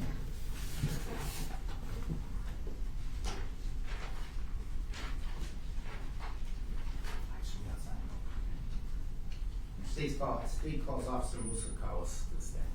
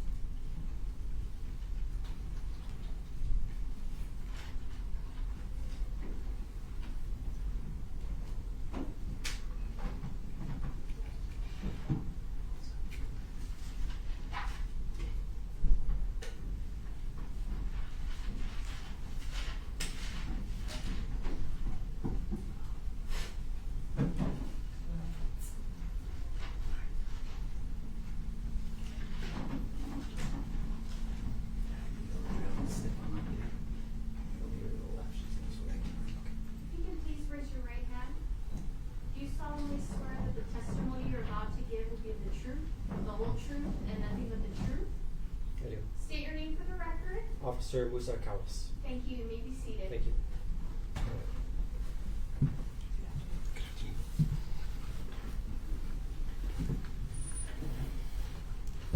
Officer Kawas, good afternoon. Good afternoon. Can I have you spell your first and last name for us, please, for the record? First name Mousa, last name Kawas. You know, it's obvious, but can you state for the record where you work? I work for the Maui Police Department How long have you been with the Maui Police Department? since 2016. Okay. And where are you currently assigned within the department? I'm currently assigned in the Wailuku district. Okay. How long have you been assigned to the Wailuku district? Going on almost 8 years. Okay. Were you so assigned and working on the evening of August 15th, 2025? I was. Okay. At about 8:18 p.m., did you become aware of a call at the old Paia sugar mill? Yes. What was the nature of the call? The nature of the call was a terroristic threatening in progress type call. Okay.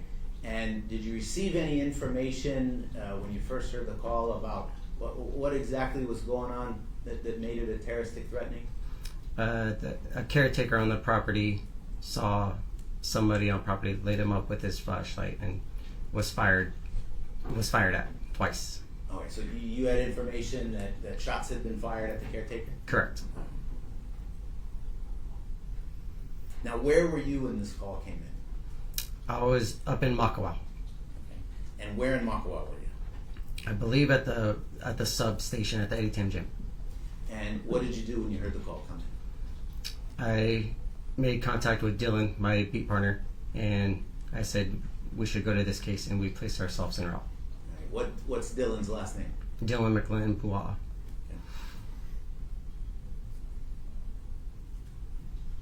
And so, did you and Officer Pua actually respond to the scene? Yes. All right. Was that in the same vehicle or different vehicles? Different vehicle. Okay. Did you respond at the same time together, or were you in separate areas? He arrived in front of me, so we arrived about the same time. Okay. Just to be clear, you're in different vehicles? Correct. Different vehicles. Okay. He was in front of you? Yes. As you responded, how did you respond in terms of your lights and siren? I activated my lights and sirens, I believe at the intersection of Makawa and Baldwin, and when emergency, down Baldwin, towards the mill. What does that mean to go emergency? Activated my blue lights and my sirens Gotcha. on the vehicle. Officer Pua was in front of you. Correct. What was he doing in terms of his lights and siren? The same. Did you keep your siren on the whole time, or was there a point in time where you turned it off? Just before I got to the front of the mill, I turned them off. Okay. What about Officer Pua? I believe he had his on. Okay. And had his on until when? I don't remember. Okay. Was it after you turned yours off or before? His remained on after I turned mine off. Gotcha. Where did you guys park? Next to the other squad cars in front of the mill. And when you say in front of the mill, where exactly were they parked in relation to, say, Baldwin Avenue? On the left shoulder. So if you're facing Paia, on the left shoulder. Okay. And you came from Makawa, so you were coming Makai down. Correct. Baldwin, is that correct? Yes. All right. Now, are you familiar with this area around the old Paia mill? Yes. And on this particular evening, after 8:18 p.m., I mean, what was traffic like in the immediate area of the old Paia sugar mill? Traffic wasn't heavy. It was fairly light. Okay.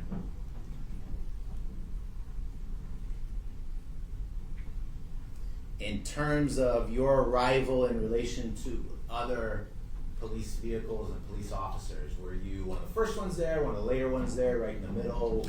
I was one of the last officers there. Okay. Okay, so you get there, you park on Baldwin near the other vehicles. Tell us what you did. What happened when you got out of the vehicle? What'd you do? Parked my vehicle, I noticed the other officers were already within the gated property, speaking to somebody. So I went to the back of my squad car, removed my department-issued rifle, and made my way to the other officers. Okay. Now, why did you remove your rifle? It was a potential gun call where someone had a firearm. Gotcha. Officer Kawas, what were you wearing that night? My department-issued loading-bearing vest, badge, and my duty belt. Okay. This vest, is the badge underneath the vest or on the outside of the vest? On the outside of the vest. Top And- left. Go ahead. Top left chest. And is there anything on the back of the vest? Police in white letters. Okay. And is this vest just on top of plain clothes, or were you also in uniform? On top of a polo that also had the police shield on the left shoulder. On the left shoulder? Yes. So is that, if I say you were in uniform, is that an accurate description? Yes, sir. Do you recall what other officers were there when you arrived? Officer Suzanne O, Officer Potter, Officer Bush, and Officer Pua'a.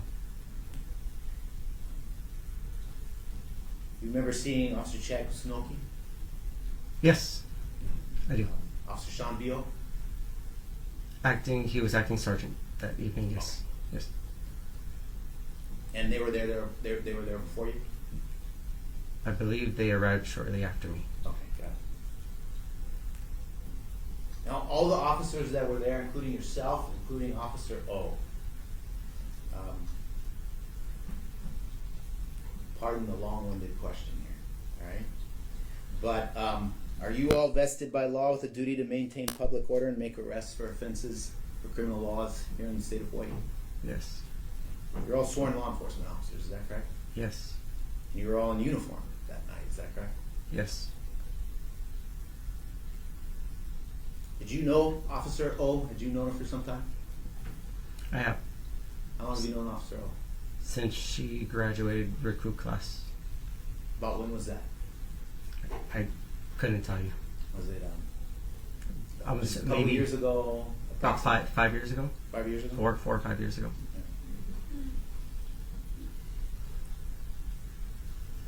Where did you meet up with other officers in relation to where the buildings are? Within the gated property, within the front gated property of the mill. And after meeting up with officers, tell us what you did. I walked up to Officer Suzanne O, who was speaking to the security guard or the caretaker's girlfriend at the time. She had the other party on speakerphone, and he was within the property, and she was out front meeting with us officers. Okay.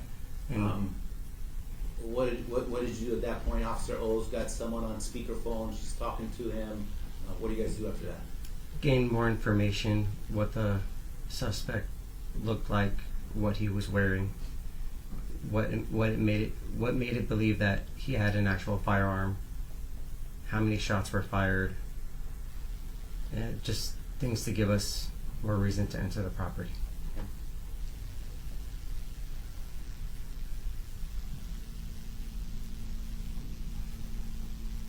So, after you get that information, where do you guys go? He relayed to us that he had, quote unquote, pinned down the offender in the back part of the property by a tank in a shed where he last saw him run off. He relayed over the speakerphone, that he had a large flashlight that illuminated the area where he last saw him. Okay. And due to his safety of being in there, we all agreed that we would at least make our way to his point and get him out safely, make sure he was okay. Gotcha. Were you able to make your way to where the caretaker was? Yes. Okay. And when you located where he was, tell us what you did. We obtained more information on where he last ran off. He described that it was the back area where the tank was and the shed. He saw him run off in that direction, and that there was also a little gulch that dropped down right before that, and a tunnel area. He said that he didn't exactly see where he went, but he could also possibly be in there. Okay. In the tunnel area. Yes.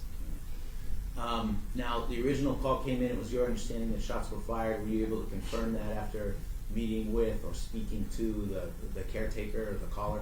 After speaking to him, we were advised that it wasn't just 2 shots that was fired, it was 6 total. And that's when I asked him, how do you know that? And he related that he obviously had his large flashlight, which was bright. And he said he was about 30 feet away from the said offender, and he observed the gun in his hand. Gotcha. Okay. So what are your concerns at this point? Tell us. My concerns is that first we need to, after obtaining that information and the description of the offender, to get the taker back to the front of the property for his safety, and then to make checks of the area where he was potentially last seen, or at least make a perimeter so we know he's possibly contained in that area.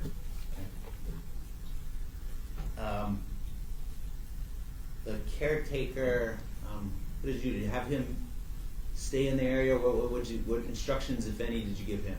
I just told him to stop shining the light in our faces because it was that bright, and I told him to go to the front of the property with his girlfriend, because she's the one that directs us back to where he was.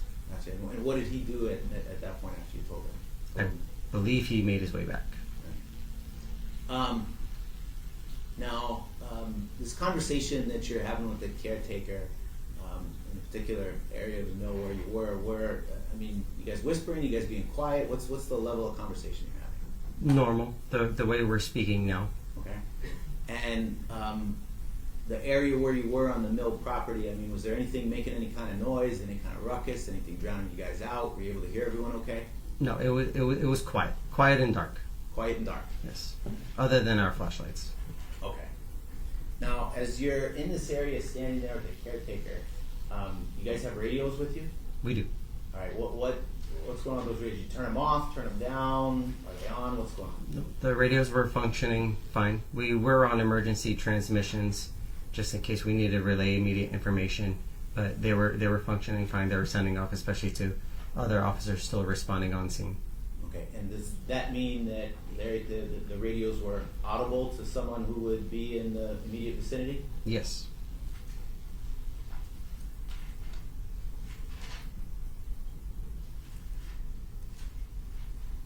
Now, did the caretaker eventually move away from your area and go to safety? I believe so. Or to a safe area? Yeah. After I advised him to go back to the front, to a safe area, my focus was no longer on him. It was towards where he last saw the offender run. Okay. So first, at this point, who is with you? Which officers are with you, as best you can remember, officer? At that point, I believe all officers were with us, as in Officer Pua'a, Officer Suzanne O, Officer Potter, Officer Bush, Acting Sergeant Bio, and I believe Officer Chad was also there. Yeah, he was there. Kusunoki? Chad Kusunoki was there, yes. All right. Now, you have information, the caretaker said, where he last saw the individual who shot at him. Did I understand that correctly? Yes. What did you folks do at that point? How did you, what did you do at that point once you had that information? At that point, we just tried to establish a perimeter and look for the best way to gain access to that area. From where I was standing, Potter was to my far right, and there was a fence there, and I yelled at him a few times just to communicate, because he was further away, if there was any access there, and he said no. So the best access to the area where he saw the offender was to the left, and there was a slight dirt pathway that led around to where the offender was last seen, and that pathway was also over the tunnel area where he could have possibly been. Okay. And you say you yelled out to Potter. What do you mean you yelled out? Why did you need to yell out to Potter? He was further away. I just wanted to make sure he heard me. Okay. And just to be clear, there was no other way around the fenced area to get to the shed. all these officers that you just named, are you all communicating with each other during this time? Yes. You mentioned a dirt pathway. Yes. Did you eventually move down that pathway? Yes. We eventually moved down that pathway together. Okay. You said it was quiet and dark. Yes. How were you able to see in the dark? We had our flashlights. We illuminated the pathway enough to see where we were walking.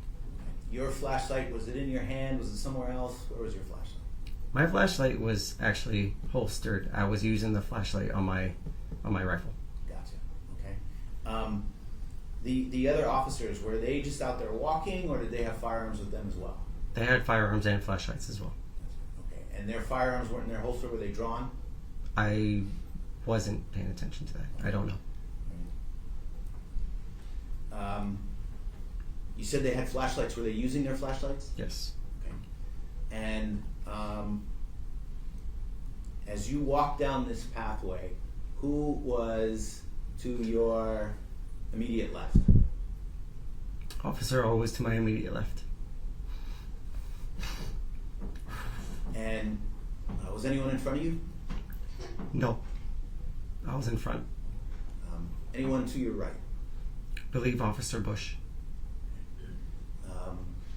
The other officers, was anyone behind you that you were aware of? Believe Officer Kusunoki and Officer Dylan. As you walk down this path, what is on your left? Officer O is on your left, but describe the terrain on the left-hand side. What's there? Terrain was, as I looked down the path, to my left was a berm, a high berm. I saw a piece of cement at the end of the berm, and then an open pasture area after that. All right. So as you walk down toward this berm, and you see this area where this concrete block is, what are your concerns as you're headed in that direction? My concern, based off of my position, was where the offender was last seen running, which was the tunnel and then the tank in the shed. Okay. So that's where my direction was pointed. Gotcha. And that is on your left or your right? On my right. Okay.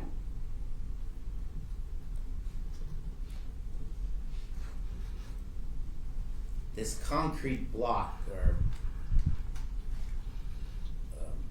concrete object, you approximately how tall was it? No more than 3 feet. And how close was it to this dirt area or berm? It was just at the end of it, right on it.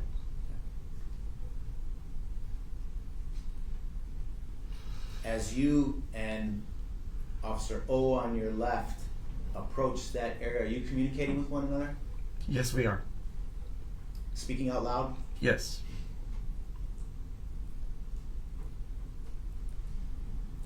As you approach the area, is Officer O using anything to illuminate the area? She was using either her flashlight or the light on her gun. One or the other, I don't know. Okay. Do you recall if she had a weapon in her hands? I cannot recall. As you approach the end of this berm and where this concrete block is, about how far away from Officer O are you? Say within 10 feet.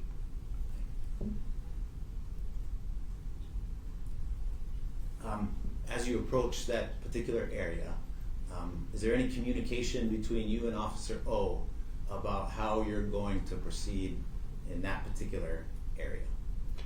Yes. Me and the other officers, as I was walking down the path, checking the tunnel, I asked Bush to get on my right and closer to me, and I felt uncomfortable with that corner where the block was. So I turned my back to it.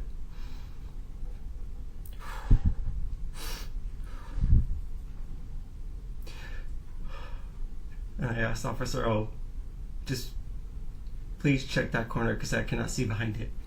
Okay. And then I asked another officer to get with her so she wasn't alone.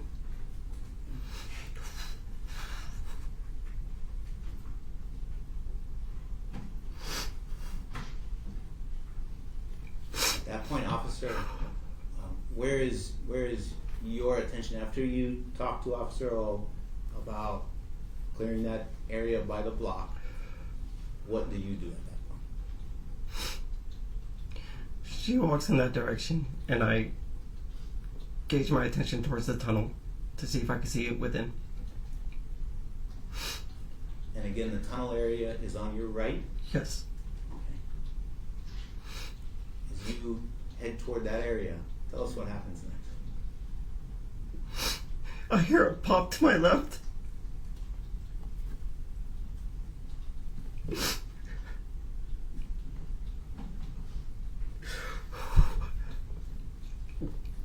And I hear Officer O scream.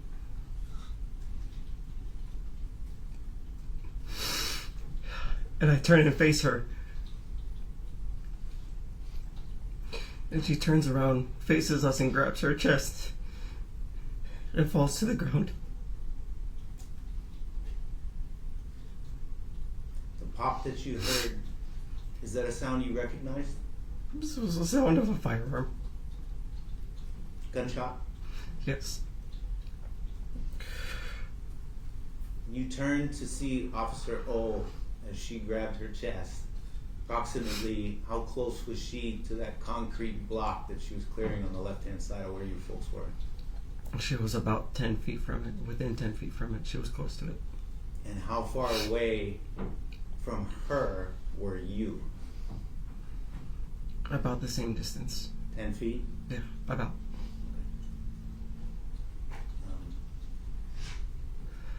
After she grabbed your chest and fell to the ground, what did you do at that point? I began to look to see where the shot came from. Could you see anybody, any person in the area? No. Not immediately after. Gotcha. I put my gun up to look and search and scan the area where I was. I stepped over closer to her, asked for the other officers to pull her out of the way, bring in behind us to tend to her. Okay. As the officers were pulling her behind where you were, did you hear anything? Yes. What did you hear? I heard a click, a metal click, and then I heard what I believe to be a racking of a gun or a slide of a gun. Now, as a police officer, have you been trained in the use of firearms? Yes. Does that include handguns? Yes. What type of a handgun do you carry and have you been trained on? What caliber? A Glock 9mm. Okay. You said you heard a metal click, Correct. and that metal click was familiar to you as what sounded like the racking of a gun. Or a possible malfunction. I don't know. Okay.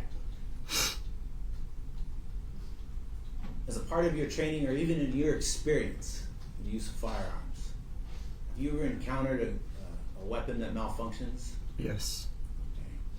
Okay.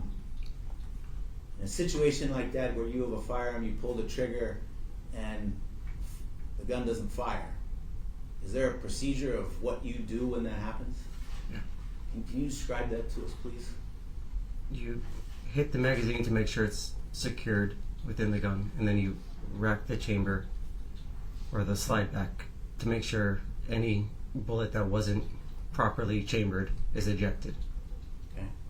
And when you rack the slide like that, what happens to the round that might be not properly chambered? It falls to the ground in the area where you're holding your firearm. Okay. So you use the word ejected. Yes. The metal clicking you sound, did it, am I understanding correctly, it sounded like the same movement, how you would rack a firearm if it malfunctioned? It was similar to either pulling a trigger and a shot was not fired, or the racking of a slide going back. Yes. Understand. All right. Now, when you hear that sound, what do you do after that? At that time, or was pulled back, I illuminated my rifle light in that direction of the cement where I heard the sound. Heard ruffling in the brush, and I saw the edge of a backpack on the right side of the cement block, and I engaged and moved that in that direction, and that's when I saw the fender behind the wall, and I began to discharge my firearm. So as you move around this cement block, the first thing you see, as I understand it, is the camouflage backpack. The camouflage backpack, yes. And it's sticking outside of what part of the block? The right hand side, the left hand side, where do you see it? As I'm coming around to the right, it's on the right hand side.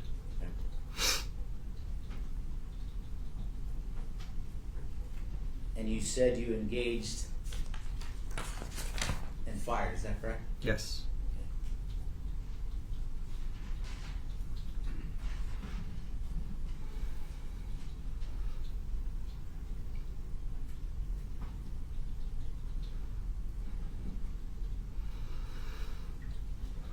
This backpack that you saw, and this, was it located in the area where the sound of the pop, the gunfire came from, that you heard earlier, the one shot? Yes. It was.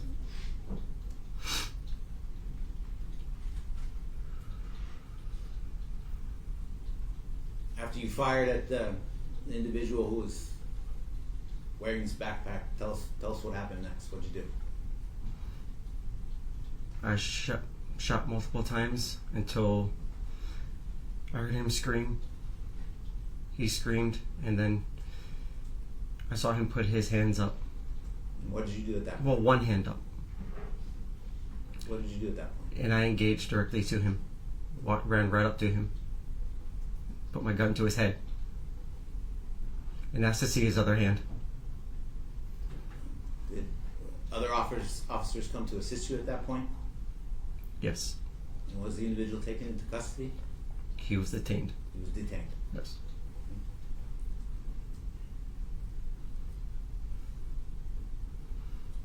If I'm understanding your description of where you saw the backpack, well, let me ask the question this way. When you detained the individual, where was he located in relation to that concrete block? He was crouched down behind it. But by the time we detained him, he was on his back with his head up against the cement. Now, when you detained him, did you get a look at his face? Yes. If you saw him again, would you recognize him? Yeah, You see him here in the courtroom. I do. Did you point him out? Describe what color shirt he's wearing. Right in front of me, to my left with the orange shirt on. May the record reflect that the witnesses identified the defendant. The witnesses identified the defendant. So when you were in that area and the defendant was being taken into custody or being detained, did you notice anything on the ground in the area of that concrete block? Yeah, the firearm, the handgun. What did it look like? It was black. It was, the front of the barrel was dug into the dirt or into the high grass, so the back end of the handgun was sticking out with the extended mag. Extended mag, what does that mean? A larger capacity mag that sticks well out of a handgun, at the bottom of a handgun. So anything basically over a 10 round magazine is an extended mag. Okay. About how far past the butt of the gun did this mag stick out?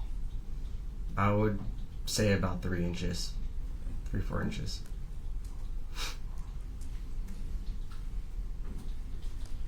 Officer Kawas, immediately following the shooting and detaining the defendant, what was the activity like in this area? I mean, you described the area earlier as quiet and dark, but after the shooting, what's the activity like? What's going on? Pretty hectic and loud. Pretty hectic and loud? Yeah. From where you were well, first of all, let me ask this. Is that, when it was hectic and loud, was it in the area of where this concrete block was, where the shooting occurred? Yes. Okay. Did you hear anything from outside the property that stood out to you during that time? Oh, I heard everyone else coming. Well, what does that mean, everyone else coming? I What heard- did you hear? I heard other officers coming. How? How did you know other officers were coming? Their sirens.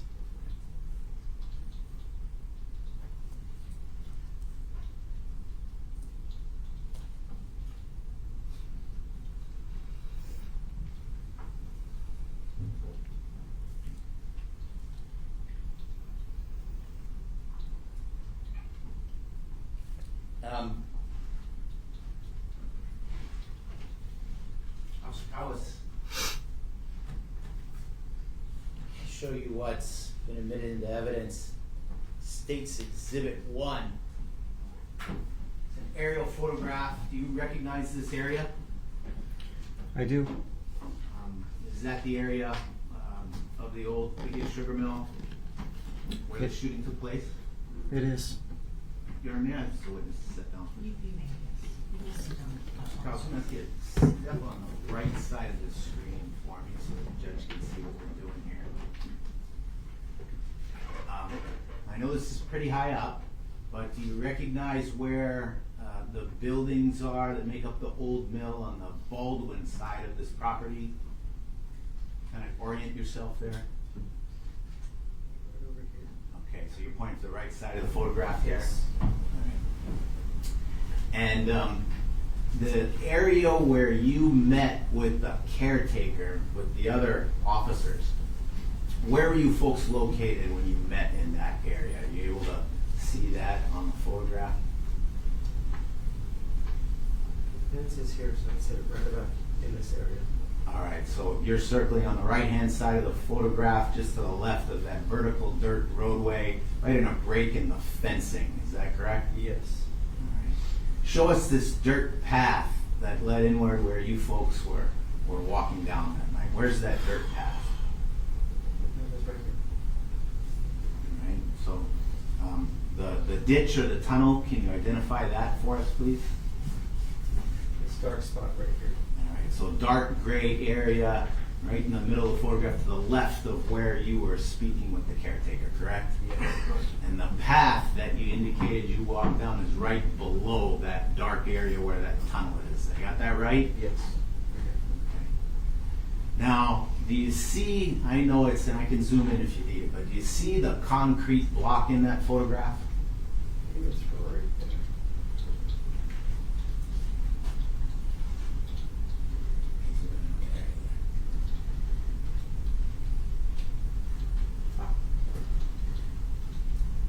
Alright, so that concrete block is below the path as it's oriented to the photograph, is that right? Correct. Officer, if I'm going back, so you can see again the area where you folks were talking in relation to where that concrete block is. How far away is that? Is that relatively close? What are we talking about there? The concrete blocks here. We were communicating all throughout here. All throughout there. Yes. And when you say communicating, you mean you talked about yelling to Officer Potter, talking to Officer O, calling another officer to assist Officer O, someone to come up on your right. Those are the communications you're talking about? When I was communicating to Potter, he was over here, so we had to communicate from here to here. Okay. And then when I was communicating with all the other responding officers, we were in this area already. So we were fairly close to that point. In relation to the concrete block there,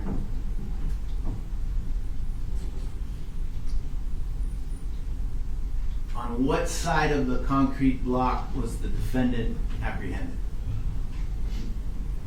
On this side block, where he was apprehended. Okay, on the bottom part of that block as it's oriented in the photograph, is that right? Yes. Okay, and Where was Officer O after you heard the gunshot and her scream? Where did you first see her? In this area. Just above the concrete block as it's oriented in the photograph, correct?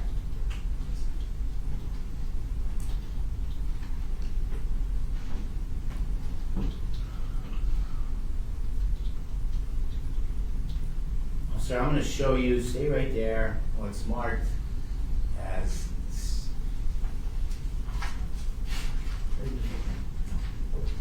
Also, let me have you sit back on the stand real quick. I'm sorry. I'm going to see it's 9, please.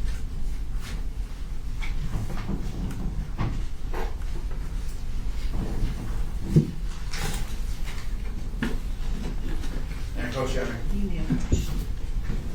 Officer showing us marked as State's Exhibit 9 for the purposes of identification. Take a look at that photograph. Recognize what's depicted in that photograph? What is it a picture of? The firearm that I saw that night. The firearm that you saw where? Right next to his left hand before detaining him. And where in relation to the concrete block? As it's related to the pathway that you and Officer came up. It was above him, so it was closer up and tucked into the concrete block area. And if I'm on the path and the block is in front of me, is the gun between me and the block, or is it behind the block? Behind it. Okay. Was it located in the area where the defendant was detained? Yes. Does it fairly and accurately depict a firearm and extended mag as you saw them on the evening of August 15th, 2025? Yes, it does. You're asked to admit States 9 into evidence this time. No objection.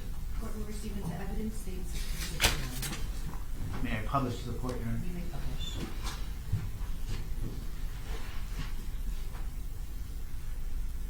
So taking a look at States 9 on the screen. May I have him step down, Your Honor? Yes, officer may sit down. Thank you. And again, to the right side of the photograph there, could you point out to us, how is this firearm oriented? It's oriented in the ground with the butt of the gun sticking out and the magazine also sticking out. All right, you said that magazine was extended approximately 3 inches past the butt. Can you just show that to us as you saw it? I believe this is the butt of the gun and this is the extended mag sticking out past. And where's the barrel? Which way is it pointed? Barrel looks like it's facing this way. Up and towards me.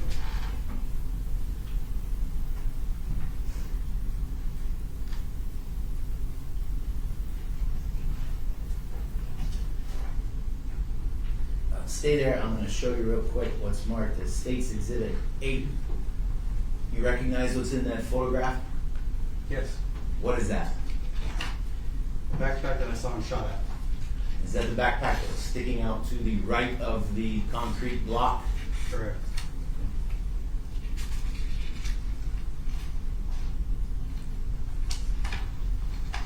Officer, I can have you sit back on the stand, please. We're almost to the end, right? Your Honor, may I approach you? I'm sorry. Yes. I'm going to hand you what's been marked for the purposes of identification. States Exhibit 2. Take a look at that photograph.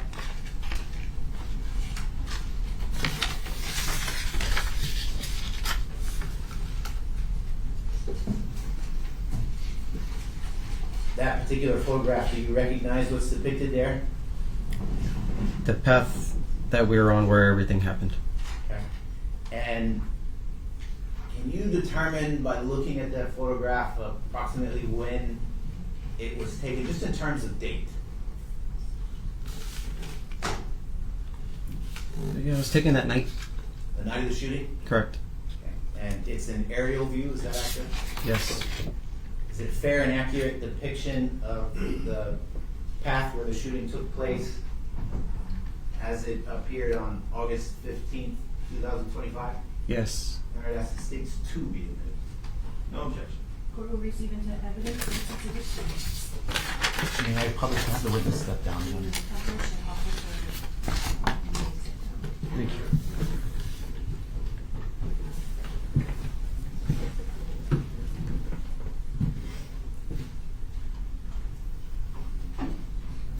Now, officer, we saw the daytime photo. This is a nighttime photo. Just so we're all oriented, where is the path that you, Officer O, and the other officers walked down before you encountered the defendant? This is the path right here. All right, so right in the middle of the photograph, you can see that dirt patch right in the middle. Did I describe that accurately? Yes, this is the path right To the top of the photograph, that dark area, what is that dark area? here. That's where the ground, the gulch dipped down. The tunnel is to the right, and the tank and the shed is above the screen here. Okay, and the concrete block, where is it in that photograph? The concrete block and the dirt, I guess, part. Right over here. So you're pointing right in the middle of the photograph, middle left lower third of the photograph. Is that Yes. accurate? Yes, right over here. Now, officer, I zoom in on that concrete block there. The area where you saw Officer O after you heard the shot and her scream, when you first saw her, about what area was she in? Over here. Is there something in the ground, on the ground in that particular area that catches your eye, and if so, what? It was a cell phone. What color was the cell phone? Light blue. Is that located in the approximate area of where you first saw Officer O after the shot and scream? Yes.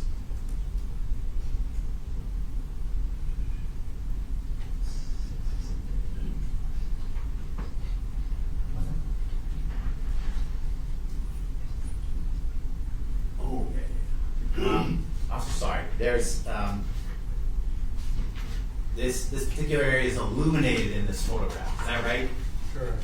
All right. That the lights that are shown there, and was the area illuminated this way when the shooting took place? With our flashlights, thing. Okay, with flashlights, but did it look like that? Not all lit up like that. No. Okay. Was that light there that you can clearly see in that photograph? Yeah. No. Okay. It's not. After the shooting, did officers bring in illumination lights to light the area for the investigation after the shooting? Yes. Okay.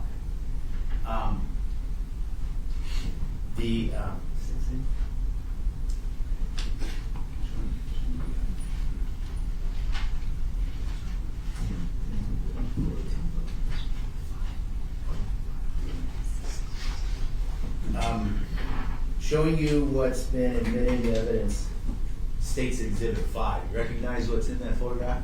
Yeah. Is that the cell phone that we just saw from the aerial view? That is. Okay. That was on the ground in the area where Officer O, you saw Officer O after the shot in the screen, correct? Correct. Next, 6. Officer, you can go ahead and have a seat there. May I approach you?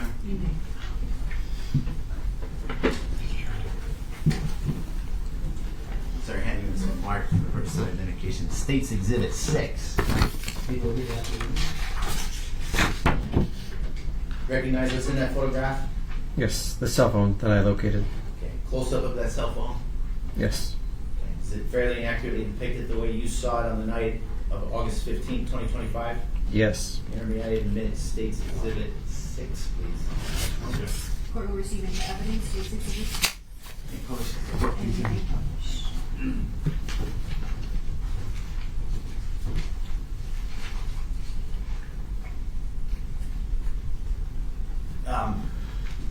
Officer, as you look at State's Exhibit 6, the top left portion of that cell phone, as you saw it on that evening, as it's depicted in that photograph, is there damage to that part of the phone?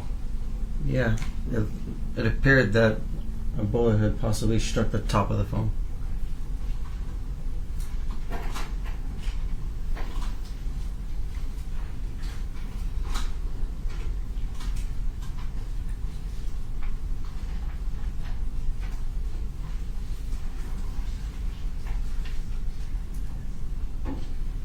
Officer, I just got one more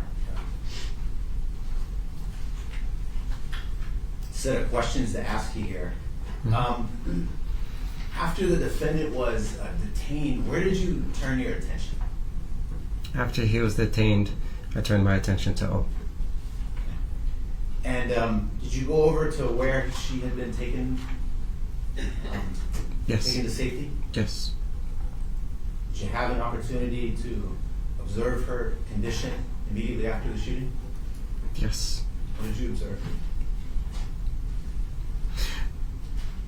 We cut off her vest and her clothing to find the wound.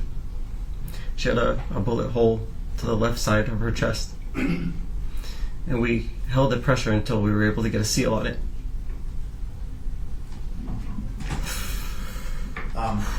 The area where this bullet was located, safe to say it's a weak spot if you're wearing a vest. Yeah. Just An under exposed area. this exposed area, right under the armpit, the left armpit. Callers on Zoom, please stay silent. All right, no further questions for the officer. Thank you.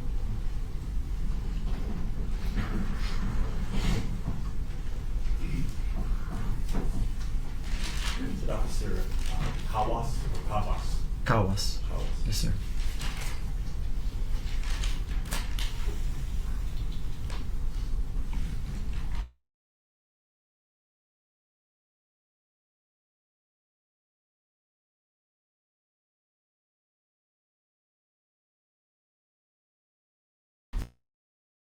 Heresy threatening. Correct. Correct. Yes. At that point, the knowledge that was passed to you, it wasn't classified as an attempted murder. Is that right?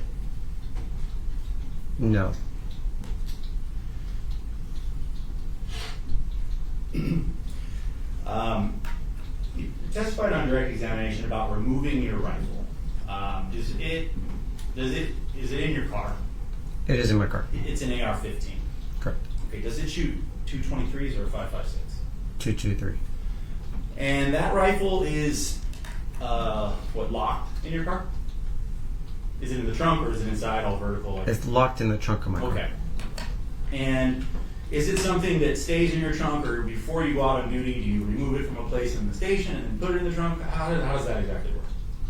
It is on my person and within my vehicle, locked within my vehicle. Okay. And then I remove it and place it in my trunk. And in this instance, you opened the trunk, you unlocked it, you removed it, and it was loaded. Is that right? There's a magazine in it, yes. Magazine. The magazine, how many does the magazine hold? How many rounds? 30 rounds. 30. Is it a situation where you're monitoring it, you don't sometimes go to the range, shoot a few, put it back in, it's always got 30 in the magazine when you start, or can it vary? I checked my weapons. So it had 30. It had 30. Okay. This particular rifle is outfitted with a light, just below, or is it to the side of the barrel? To the side of the barrel. That was basically what you were using on that evening, last Friday night, as your ability to light things. That was your light. Correct. You had a handheld Flashlight, on yes. you, you weren't using that? After this investigation, you basically, I noticed that as part of the investigation for this type of case, you turned it in, or you sort of submitted it to evidence as the magazine in this case? The entire gun?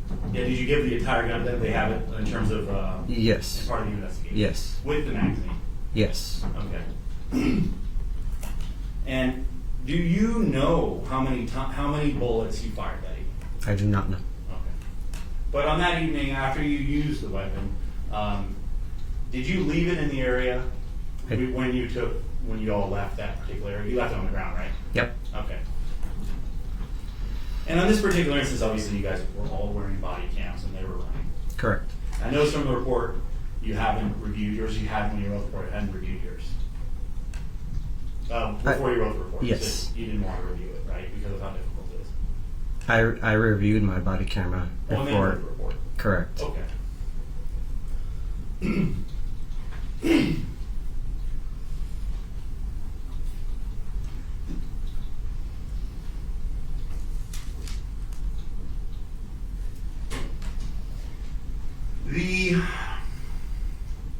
The body cam is basically attached to your chest, and the movement of the body cam is basically dependent on where you move your chest. Is that fair to say?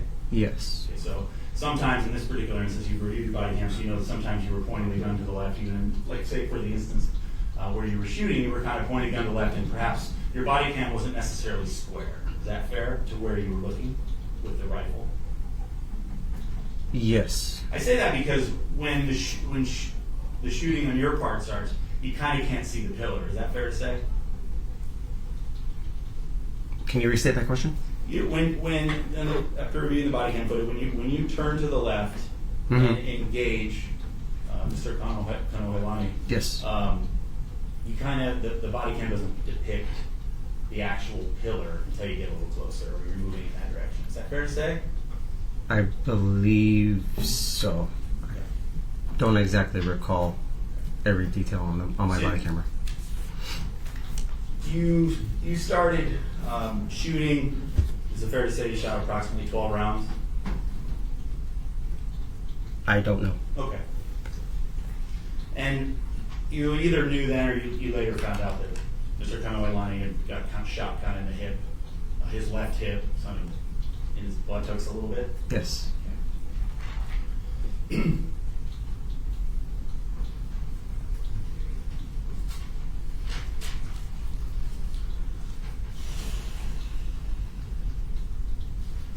You know, officer, I'm truly sorry what happened to your colleague. I am. I'm sorry. This is a difficult situation. I want to kind of move into. As you were going after Officer O was moved out of the way, you basically made your way directly towards this backpack, the concrete block, and you were shooting. Is that right? I moved myself in a position where I could see a little more Kind to of be able to shoot. the Correct. concrete block. Correct. Because at first you said you can only see the backpack, Correct. and he's standing, I observed him crouching. crouching behind Crouching the back- down, yes. behind the concrete pillar, Yes. and you saw the backpack first, Yes. not his body. No. Backpack. As you're moving towards it, and you testified on direct, basically, he basically falls onto his back and is facing up. Is that right, as you're approaching him? I flanked him on his back. I didn't see him fall on his back. You didn't see him fall? No. What was the word? Something on his back? I found him on his back. Like, I didn't see him directly fall back. Okay. But he's on the ground, and at this point he's kind of out in front of the concrete pillar. Is that fair to say? He's not behind it anymore.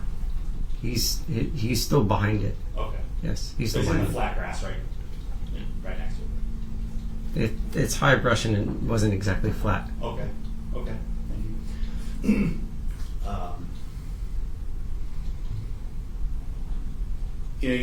And you said you detain him, and he immediately says, "I didn't mean to shoot her, bro." That's what he said. Other officers detained him. I held cover, and I don't exactly recall what he said. He said he didn't mean it. Do you remember the gist of it? I don't. I remember that he said something about he tripped, and that was it. Tripped.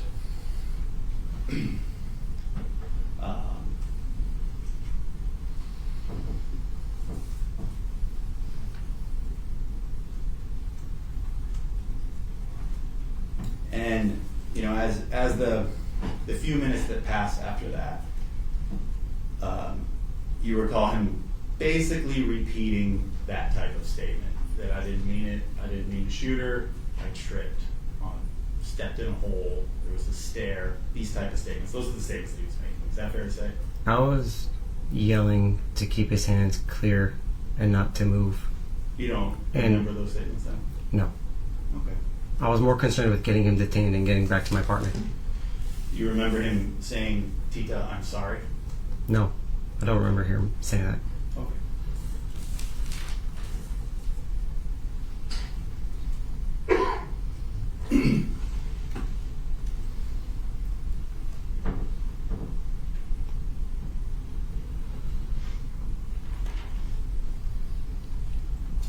Mr. Ravney and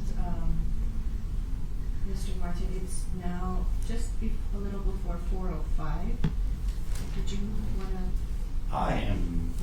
If I could just have 1 second. I think, oh, sorry. I did have a couple more minutes. Okay, a couple more minutes to wrap up. Kind of want to back up a little bit, officer. When the your officers were convening sort of towards Baldwin near the automobiles, you ended up speaking on the phone to Mr. Willems. Is that right? That is the caretaker. Yes. Yeah. You were with his girlfriend, who was talking to him. He was out in the field, Correct. and she was talking to him on the phone, and you used her phone. Is that right? Correct. And you were trying to get some information in the investigation. You said, well, where was he aiming? This is the previous incident, the one you responded to. You asked Mr. Tillms, where was he aiming? You asked him that. I did. And he said he was kind of aiming down towards my feet. Isn't that right? That's what he said, Mr. Will. He was kind of aiming down towards my feet. Yes. And then you repeated, down towards your feet. And he said, and then a couple wildly as he ran away. That was what Mr. Willems told you. I don't recall, but I believe so. Something like that. Something like that. Thank you. No further. Mr. Your Honor. Officer Kawas, you mentioned earlier about how everyone was using their lights, their flashlights. Yes. Were the flashlights steady? Were they moving all over the place? What were people doing with their flashlights? Steady when you're looking in the area, but they're also moving all over the place, backlighting other officers and people in the area. Okay. And as you and Officer O approached the area where this concrete block was, that immediate area, including the immediate area behind the block, if I can put up States 1.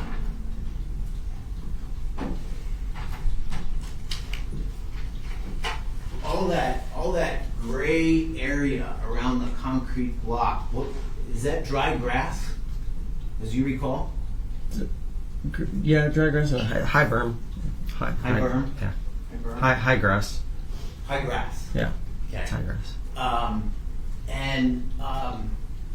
As you approached that area, did you hear any kind of rustling? Yes. Did you hear, and I'm not talking about after the shot, I'm talking about before the shot. No. Did you hear anything from the concrete block area? No. Okay. Did you hear any kind of crunching of grass or twigs or anything that drew your attention to the area behind that concrete block? No. If you had heard something behind that concrete block, what would your reaction have been? It would have been addressed. No. We would have lit the entire area up with lights to see what it was. Before you heard the shot, did you hear anything like someone tripping or falling? No. After the shot, though, you mentioned you heard what sounded like a metal gun racking or a trigger being pulled and the gun not firing, right? Yes. It's the way I was able to locate where he was. Was that sound? Yes.